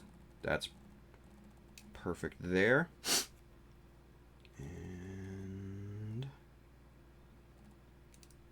Perfect there. Cool. So, there we go. Bumpers installed. That's going to look good. That's just a very simple thing that you can add to make that piece of armor look reinforced, right? Because you got to think, the Zaku's head is going to be banging around with these power cables, and it's going to, be banging around on these shoulder these upper chest pieces. So to have a little bit of reinforcement makes sense, right? Because these power cables could probably bang into this, and why damage good armor when you don't have to? Yeah. So having reinforcement strips, usually a good idea. Once these cure up, I'm gonna go back, outline scribe those to make them look a little bit of separated, probably bevel them just a little bit just to give it a nice look, but I think that's pretty much the top and front of the chest is basically done at this point. Now, we still got to hit the sides with some panel lines, and we still got to do something on the bottom here. Again, very simplistic though. Not sure exactly what we're going to do, but it'll be damned interesting. That's for sure. That's for sure. One thing I'm thinking, especially on the bottom here, maybe some vents or something like that along the sides, right? Maybe, and I'm just spitballing here, right? Maybe, where is it? Where are they? Here we are. Maybe something like these along the bottom here. Yeah, I'm kind of feeling that, right? Kind of feeling that. Where's the here? Let's see. A little brainstorming here. Let's get the boxo parts here. Let's get zoomed out so you can kind of see the boxo parts. Yeah. Very careful with the latches. You don't want this thing to, the parts to go flying on you, right? Let's see what we've got here. We got vents up here, right? Let's see. Let's see if we got anything we can kind of mock up, just kind of real quick. I don't really like anything up here. Yeah, I'm not really feeling anything in that vent box. Yeah. All right. So what we'll have to do is we'll put that off to the side real quick. Let's just clip one of these out here and just see what the look is, right? Now these are rounded, so I don't know if rounded's going to be the look we want to go with, but let's just see what it might look like here, yeah? So maybe right under there like that, right? Recessed. We're going to recess this into the actual armor. Keep that in mind, yeah? Keep that in mind. Henry says, Tim, the new Master Grade Zaku Warrior pipe lines are ball jointed? What? Why can't we get that? That's what I want, right? So, something like this. Now, Handren actually just made me remember something about the pipes, because we've got our custom-made pipes here, so let's see how these match up, because we might not have a lot of room to do anything on the bottom here. Let's see what we've got here, because we might not have an option for anything underneath of the armor there.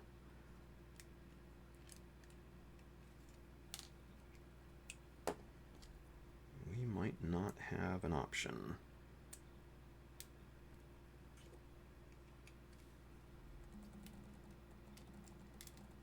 Okay.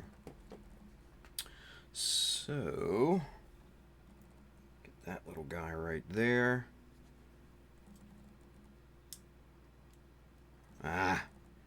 Yeah. We're not going to have an option. So that pipe will obstruct any little detail that we put in there. So that would be a complete waste of time and effort to put something under that armor. Okay, good thing. Thank you, Handren, for mentioning that, because that would have been a huge waste of time, right? So shout out, dude. Thank you. So this idea is officially scrapped. Let's see. Superset 5. The mobile market isn't well received in the West. I thought it was funny how Blizzard revealed Diablo Immortal at BlizzCon last year. Yeah, they caught some shit on that one, didn't they? I'm not even into like video games all that much, but yeah, I know they caught shit, because that was like epic how they caught shit. So yeah, it is what it is. Manny says, okay, I'm G. I am Bakal. I was buried IH triple HS. Buried triple H's. What? Damn, dude. I think Manny's feeling nice right now, you guys. He's at the bar. I think he's feeling good, right? Avatar of Nick says, "Hey Tim, wondering if you heard anything from the online voting on GBWC." We talked about that Wednesday, I think. So basically what happened with Anime Expo, one of the two sites that was going to do like the online voting, the popularity contest voting, for lack of a better term. They have walked that, Bluefin has walked that back at this point, and from the sounds of it, they've basically changed it back to what it was before. Now, the stipulation is that you must pre-register to save a spot, to save your spot in the cases. Evidently, it's the same amount of cases as it was last year, so they have kind of open entries. But you must save your spot, basically, like, you know, reserve a seat if on a plane, like something like that. So first come, first serve, right? So if you're entering, you know, reserve your spot. Excuse me. So I think they're going to strictly enforce that, you know, just from what I would imagine anyways. So yeah, it's a good thing. It's a good thing. You know, credit to Bluefin. You know, they're not out of the woods with all of us yet, but it's a step in the right direction. So, yeah. Let's see. Let's go back up here. Excuse me. I watched Avatar of Nick says, I watched a panel and no one really asked the questions of David. I watched that panel too from ASEN. Yeah, I watched that. That was there was not. I think there were maybe one or two guys that asked some good questions, but after that, they were just softballs. Like here. So yeah. So the two guys in the beginning asked some pretty good questions, some more pointed questions. Didn't get great answers from, you know, in my opinion, but I probably would have pressed a little bit more, but you know, I get it. So yeah, but you know, anyway, from the Twitter post, it sounds like they're reverting to previous years' methods that have always worked. So that's a good thing, right? Excuse me. Avatar of Nick says he was acting pretty snobbish too. I've been building for 21 years. Okay. You know, I'm not necessarily gonna go that route and say that he was acting snobbish or anything.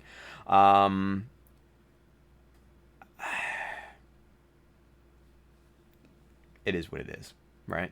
It is what it is. So, you know, there are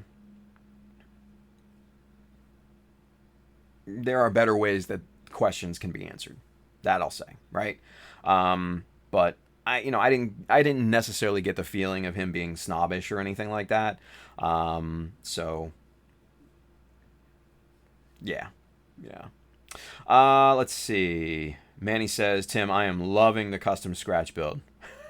Dude, thank you, brother. Henry says, good thing you checked that. You're welcome, man. Dude, yeah, for real. Or else I would have wasted like hours of my time putting that vent in and just be like, oh shit, forgot about that. Yeah. William Williams wants to know, Manny, are you at the strip club? Friery says spelling is the first to go. Yeah, as we've seen with little Andrew, right? He's on a cruise. That's why he hasn't been around for a while, you guys. He's out in the middle of the ocean. Who knows if he's watching or whatever, but yeah. Spider2K2, there's James. He says, loving the new pipe layout, especially the pink part on the backpack. Oh yeah, well, that'll get painted obviously, but this part here and then the other part over here, those are actually the back connection points from the two donated models. So thank you, Chris. Thank you, James, for that. That's what those are. So they came in handy, right? They came in handy. So let's see. Bry Guy says, I've been building for 20 years. I've seen none of it. Yeah, I mean, what are you going to do? Hendren says, looking at the waste pipe, seems it has extra recess space at the front angle. Yeah. I mean, it's just the way that it curves, right? Because this part is straight back, so you've got these particular beads, which are not going to be in the final product. These are just there simply for spacing purposes. These will not be used. I'm going to have something different. But honestly, I'm not overly worried about it at this point. I'm going to put an end spacer right here. Once I get the new beads, I'm going to put an end space on here to push these things as far forward as possible. But once these are painted, I'm not going to have a big concern about it, because the pipe is going to be dark, like a metallic color, maybe like a dark metal gray or a dark gray or something like that. And then the beads will be kind of an equally dark metal kind of look, right? So yeah, there's space, up on the curve, but I'm not concerned with it too much. I mean, if you look at the spacing on the front of the head, there's gonna always be spacing at that sharp curve. So it is what it is. There's not much you can do to get around it unless you have custom shaped power beads and stuff like that, or whatever the fuck they're called. So yeah, one of those things, right? Especially with using metal parts. So let's see. Spagooter? Fiery says Spagooter. Interesting. Avatar of Nick says, I did, haha, just because I was angry while watching the panel. Yeah, you know what? That's the thing, though. Don't, this is what I would say, is don't get angry. Well, it's okay to be angry. Let's put it that way. It's okay to be angry. It's okay to be, frustrated with the current system, right? But the important thing is to never make it personal, and just, we gotta keep fighting to make it fair, and to make it supportive for all builders, no matter who, no matter where they came from, no matter what style of building, no matter what level of building, and how it all has to be supportive. And, in my opinion, the event has to support the camaraderie of builders, regardless of who they are. So if we can fight and we can get that, then we'll be in good shape. We'll be in good shape. But do it smartly. Don't do it on a personal level. Just, we gotta think strategically, right? We gotta keep it strategic. So, but I totally get it. Braga says, LOL, I told Andrew to jump from the top of the balcony. Oh, God, don't tell that kid to do it. Because Andrew is the perfect little wrecking ball, and he will listen to you. He will I can do it. 21-year-old kid dead while jumping off the balcony of a cruise ship. And then won't you feel bad, Brian? Jesus. Julio Ponte says, that torso is so chunky. Is it? It's chunky. It's a little chunky, but sexy too. It's sexy too. Sexy time. Julio says, looks heavy and real world. Thank you, brother. Appreciate that. Chris R says, yeah, I can live vicariously through you, Tim. Jesus, don't do that. You don't want that. Manny says, LMAO, I am 30 shots in. Dude, fucking hell. Oh my God. I am trying to keep my typing in order. Hey, man. Respect if you're 30 shots in, dude. Are they full shots? Like, are they like little mini shots? Like if you're going full shots, dude, respect. Respect. Superset 5. Have you thought about using the Goof 2.0 heat rod as power cables? They use ball joints. Actually, I ordered some cool power cable beads or whatever you want to call it off of Taobao. They should be coming in. McDio says double shots. Motherfucker, what? So timeout. Manny, so you're telling me you did 30 double shots? So you mean like 60 shots? Oh, man. Come on, bro. Holy shit. Oh my god, 30 double shots. We used to drink so heavy back in the day. Bruh. Oh my god, dude. Your liver right now is just like... I'm not a cheap date. Ladies, keep that in mind for Manny, I guess, right? Oh my god. Woo. He says I can drink for 4 people. Brother, Jesus, man. Stay safe, though. Just stay safe, man. That's all I ask. Jeez. Ay, ay, ay. But, whew, man. 30 double shots. My god, dude.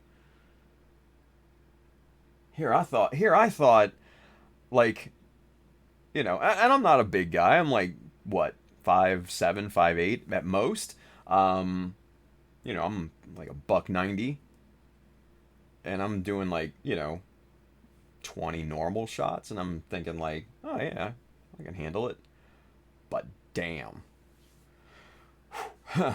Damn. Let's see, Hendren says he is 21, right? Yeah. Oh yeah, yeah. Manny, what, you turned 39, right? You getting up there. Not as old as me, but still. Bry Guy, no worries, Tim. I've been bothering him every day talking about his tiny self. It's great. Oh my god. Spider 2K2, keep it civilized and keep a level head against the ignorant masses. Yeah, true. The wise man will always stay righteous in the face of ignorance. Always keep that in mind, people. Always keep that in mind. Let's see. Julio Guadalupe says, don't drink too much, man. You gotta save room for tomorrow, bro. For real, right? Holy shit. Double shots. Jesus Christ. My God, man. Johnny's over there on Facebook. What's up, Johnny? Good to see you, brother. William Williams says, shots of what? Yeah, dude, what kind of shots are you taking there? Whiskey. See, that's a real man right there. Taking shots of whiskey. That's what I'm saying. What kind of whiskey though, Manny? Are you going bottom shelf or are you going like high test? Come on. Let's go one camera so we can finish this out and we can talk, right? Call me Andre the Giant 2.0. Oh my. Whew. Jesus. Oh. Ay.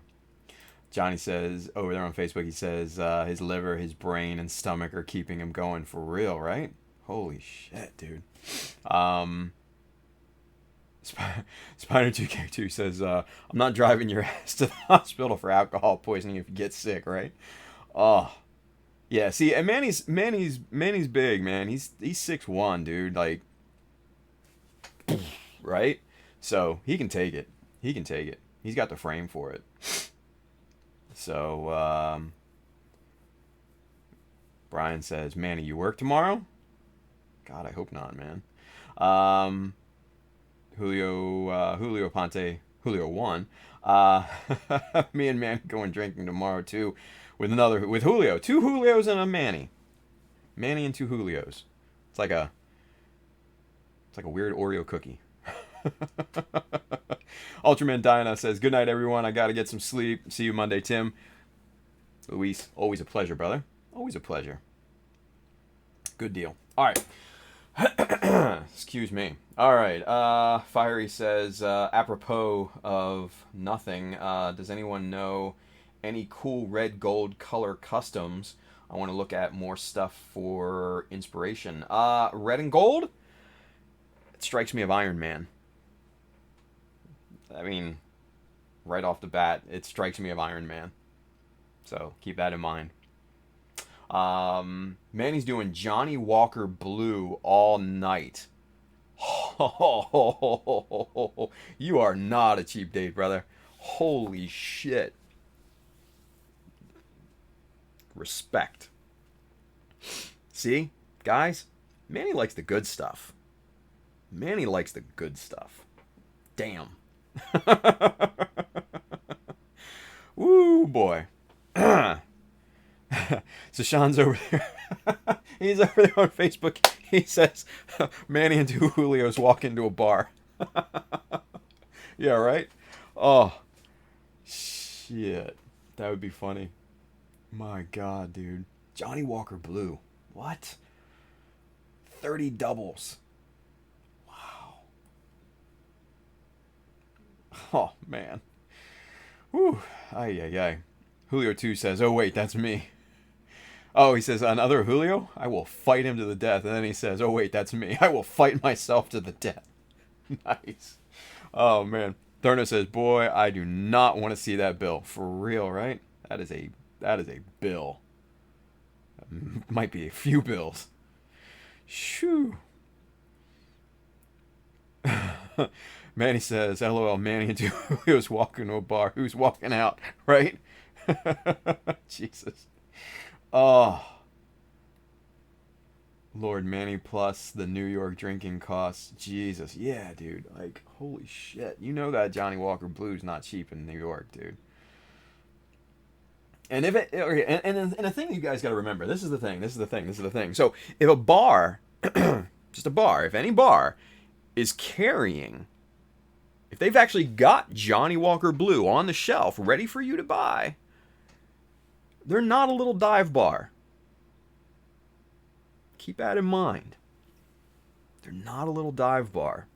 It's probably a pretty nice bar. Whew. Dude, that's crazy, man. That is crazy. Julio Ponte says, at least one Julio is walking out, right? Whew. Ay, ay, ay. Oh, boy. Manny says, I know it's a bill, but ladies love me and I drink. Free? I drink free? Is that what? I don't know. Jesus. Handing over on Facebook, he says, Tim, is that the 160th Dom on the back shelf? It is. Right there. The Glorious, what is it? The Glorious series. Yeah. 160th. High 2M. Totally discontinued, and yeah. It's back there for a special day. I don't know when yet, but it's back there, right? So. Yeah, Chris R. He says, so I had to look up this blue. $150 a bottle. Holy fuck. Yeah. Imagine the shots. You're looking 30 double shots, you're probably looking at least at a bottle. If not more. God, I can't even imagine. Jesus, Manny.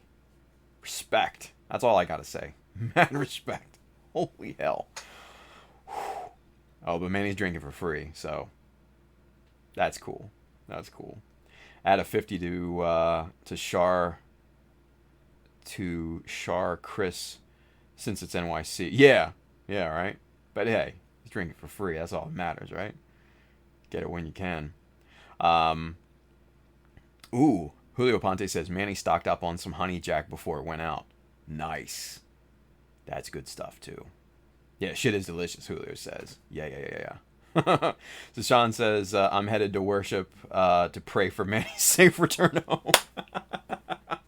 Yeah, I think we all got to say a little prayer for Manny tonight, man. Just make sure he gets back cool, and safe. Jesus. Whew, boy. Ay. I think we're all living vicariously through Manny's liver tonight, you guys. I don't know. Julio 2 says, they can do the shots. I'm a beer drinker. There you go. Just means you got to go to the bathroom more. Chris R. Jupiter's Ghost. Yeah. That's kind of the idea for that 160th Jupiter's Ghost. It's that's going to be a project, and I think that's going to have to be saved for my time after GBWC, because that's going to be a heavy project. Yeah. Jonathan Morsette's over there on Facebook. He says Zaku is looking more and more amazing every day. Any plan for a base? Yes, Jonathan. Thank you, number one, for the compliment. I really appreciate that. Thank you. The base will definitely be organic, kind of in feel, kind of rock-ish look, but more on a surreal take. I don't want to give too much detail away on the base just yet, because I gotta finish the other mech that's going to be involved in the base first. But think rock, surreal, stylized rock. Yeah. So, there you go.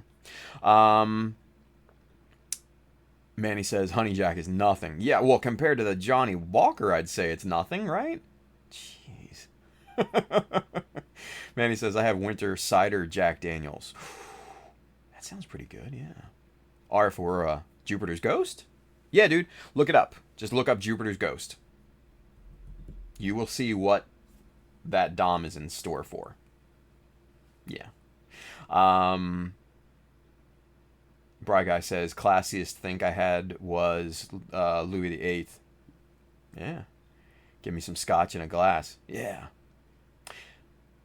Julio Ponte says, oh, that's what it was. I thought it was honey. Oh, gotcha. Okay. Johnny's over there on Facebook. He says, man, you've got to love Gunpla. You go to see some work of plastic on Facebook and end up praying for the safe return of a guy that bring many double shots, right? Gotta love these guys. We are all a bit nuts. Dude, for real, Johnny. Like, there's no lie there. There's no lying there, man. That is the truth. Spider2K2 says, if I do get alcohol, I'd rather get a 6-pack of Angry Orchard. Yeah. Julio Guadalupe says, what about you, Tim? What's your poison of choice? Dude, so my thing is this, okay? Yeah, I'm either one, I'm kicking shots back and I'm getting blitzed, because I don't really care about the taste of alcohol too much. I like getting in the zone, right? So I'll kick back, shot, and then I'll coast for the rest of the night. That's my normal MO, right? Now, mind you, I do enjoy a mixed drink every now and then, right? Give me like give me like a Blue Hawaiian. Give me like they make the drink down in New Orleans called Swamp Water. Give me something like that. They make a really good one in some places called Liquid Marijuana. Love those, man. Blue drink, yes, man. If it's blue or kind of a shade of blue, it's gonna be a good drink, right? That's my thing. That's my MO. Blue drink. I will drink blue drinks all night long. Yeah. So. I'm partial to blue drinks. What can I say? It's just my thing, you know? If it's blue, it's probably going to be good. So, blue drinks. Yeah. Just give me blue drinks. Rah. I'll go crazy on them. But, yeah, no, my thing is like, man, I'll just drink whatever. I'll just kick back, like, 10, 12 shots and coast, right? Because I don't want to get blackout. I rarely get hungover, thankfully. I think I've only really been hungover like once in my life, so yeah, lucky that way, right? Only vomited ever once from being drunk, and that was a bad night. So yeah, basically an entire bottle of Jack and not much on my stomach other than salad and Oreo cookies. So you can imagine the mess. It was nasty. So that was just a bad combination, a bad night to begin with. So I was just asking for trouble, to be quite honest. But yeah, man. I go easy with it. You know, either give me some mixed drinks and something like that. Nothing too girly, but you know, I'll do a cocktail every now and then. There's nothing wrong with that. Nothing wrong with that. I'm secure in, you know, drinking some foo drinks. Yeah. But, you know, my normal MO is just shot, coast. That's me. Yeah. Fiery says, I want to try Crown Royale someday because the King of Bandits Jing? You lost me, dude. I don't know. Spider2K True, James 2.0, he says, if you ever get shots of Swedish fish, I'm down. Swedish fish? What? I don't know. Chris R., I seem to remember you at a certain SCGMC drinking a bit more than that.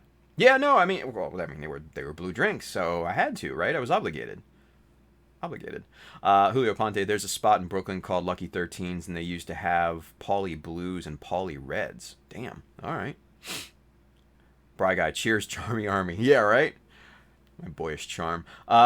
Manny says, Tim, you should try Incredible Hulks.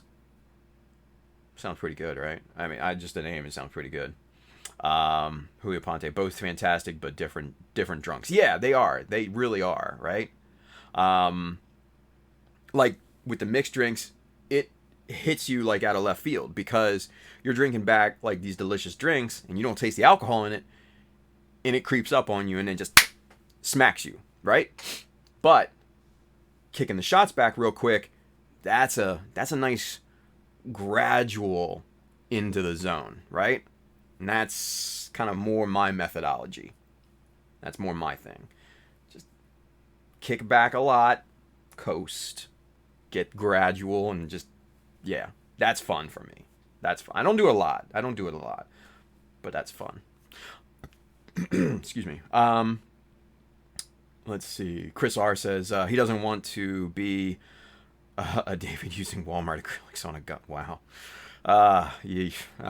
Aurora says there are times I wish I could drink alcohol, and there are others I'm glad I can't. Yeah, you know, dude. Trust me, yeah. Spider TK2 James 2.0. Bruh, apple cider moonshine is so good. Yes, I agree with that. Moonshine, whatever moonshine, I think is really good.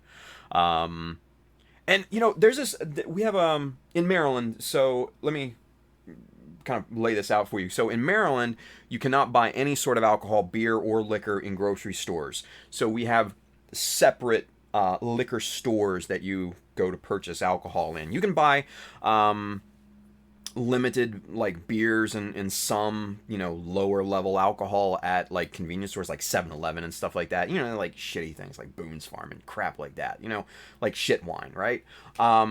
But not like spirits and stuff like that. So you have to go to a liquor store to do that, right? So there's a really nice liquor store just 5 minutes from my house, and they've got like everything that you can think of, like from low level shit tier, you know, spirits to like $1,000 bottles, no lie, that are like locked behind a fucking cabinet. So very, very eclectic mix of things, and this thing is like almost like a little grocery store. It's so big, right? So we're lucky to have this place.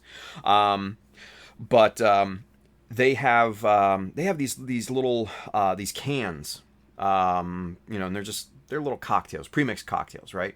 And these things are like 20% alcohol, like crazy high for canned drinks, right? And one of them is like this hard lemonade that is just, you know, amazing. I'll kick back 4 of these suckers, and I'll just be like, I'm good, right? So I forget, I don't know the name off the top of my head, or else I'd let you guys know. But what are you gonna do?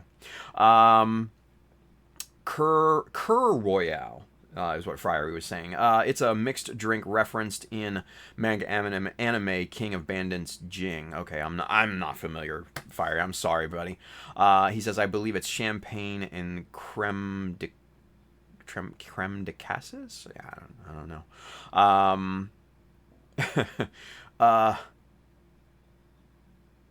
Julio Guadalupe. I played a gig here there one time. Nice place. Oh, Lucky 13s, I think they was referring to. Nice. Let's see. Superset 5. I'm out for the night. Good night, everyone. Superset, thank you for watching, buddy. Appreciate it. Bry Guy says, "Oh, I have 3 liquor store 5 minutes from me." Yeah, no, we got a few around us, but the one I'm talking about is like the nicest one. It's like the only one we go to. Spire 2K2 says, "I got at least 10 within 10 mile radius." Yeah, some are like that. Some are like that, right? But yeah, I live in the suburbs. What do you guys want, right? Come on. Anyway, all right, 12:40. You guys, Manny, dude, if you're still conscious, best of luck tonight. Happy birthday, dude. And also happy birthday to Robbie Umbara.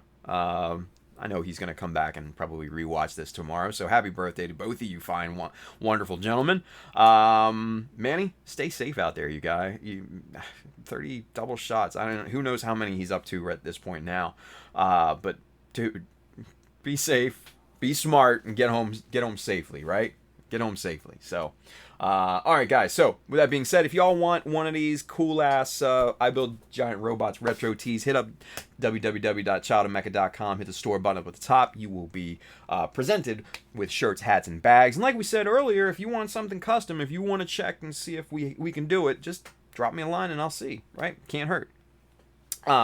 Aside from that, if you are interested in any of the tools and materials that we worked with here tonight, especially like that plastic magic or something like that, hit up the Amazon link just below here on YouTube and Twitch. That side, if you're watching on Facebook, bunch of tools, bunch of materials on there, books for inspiration, streaming gear if you want to get into that. All good resources. I do get a little bit of a commission based off of the stuff that you buy, so every cent of that goes back into making this a quality live stream as well. So the mic, right?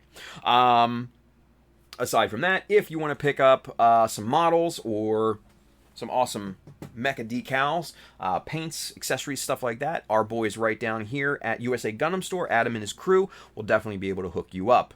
You can get, well, I don't know if you can get it still, but Arcom, Armor Komodo, I think they sold out of it already, but hey, they're going to continue to stock it, so keep an eye out on that. But as always, you guys, man, good Friday stream. Hopefully you guys enjoyed it. Yeah, hopefully Manny's got a designated driver or Uber or something like that lined up. Bruh, stay safe out there, dude. And I want to hear about your adventures over the weekend on Monday, so keep us up to date. All right, boys, for the rest of you, thank you for watching. Stay safe out there. Enjoy your weekend and build something cool. We'll see you back here on Monday. All right, see you guys.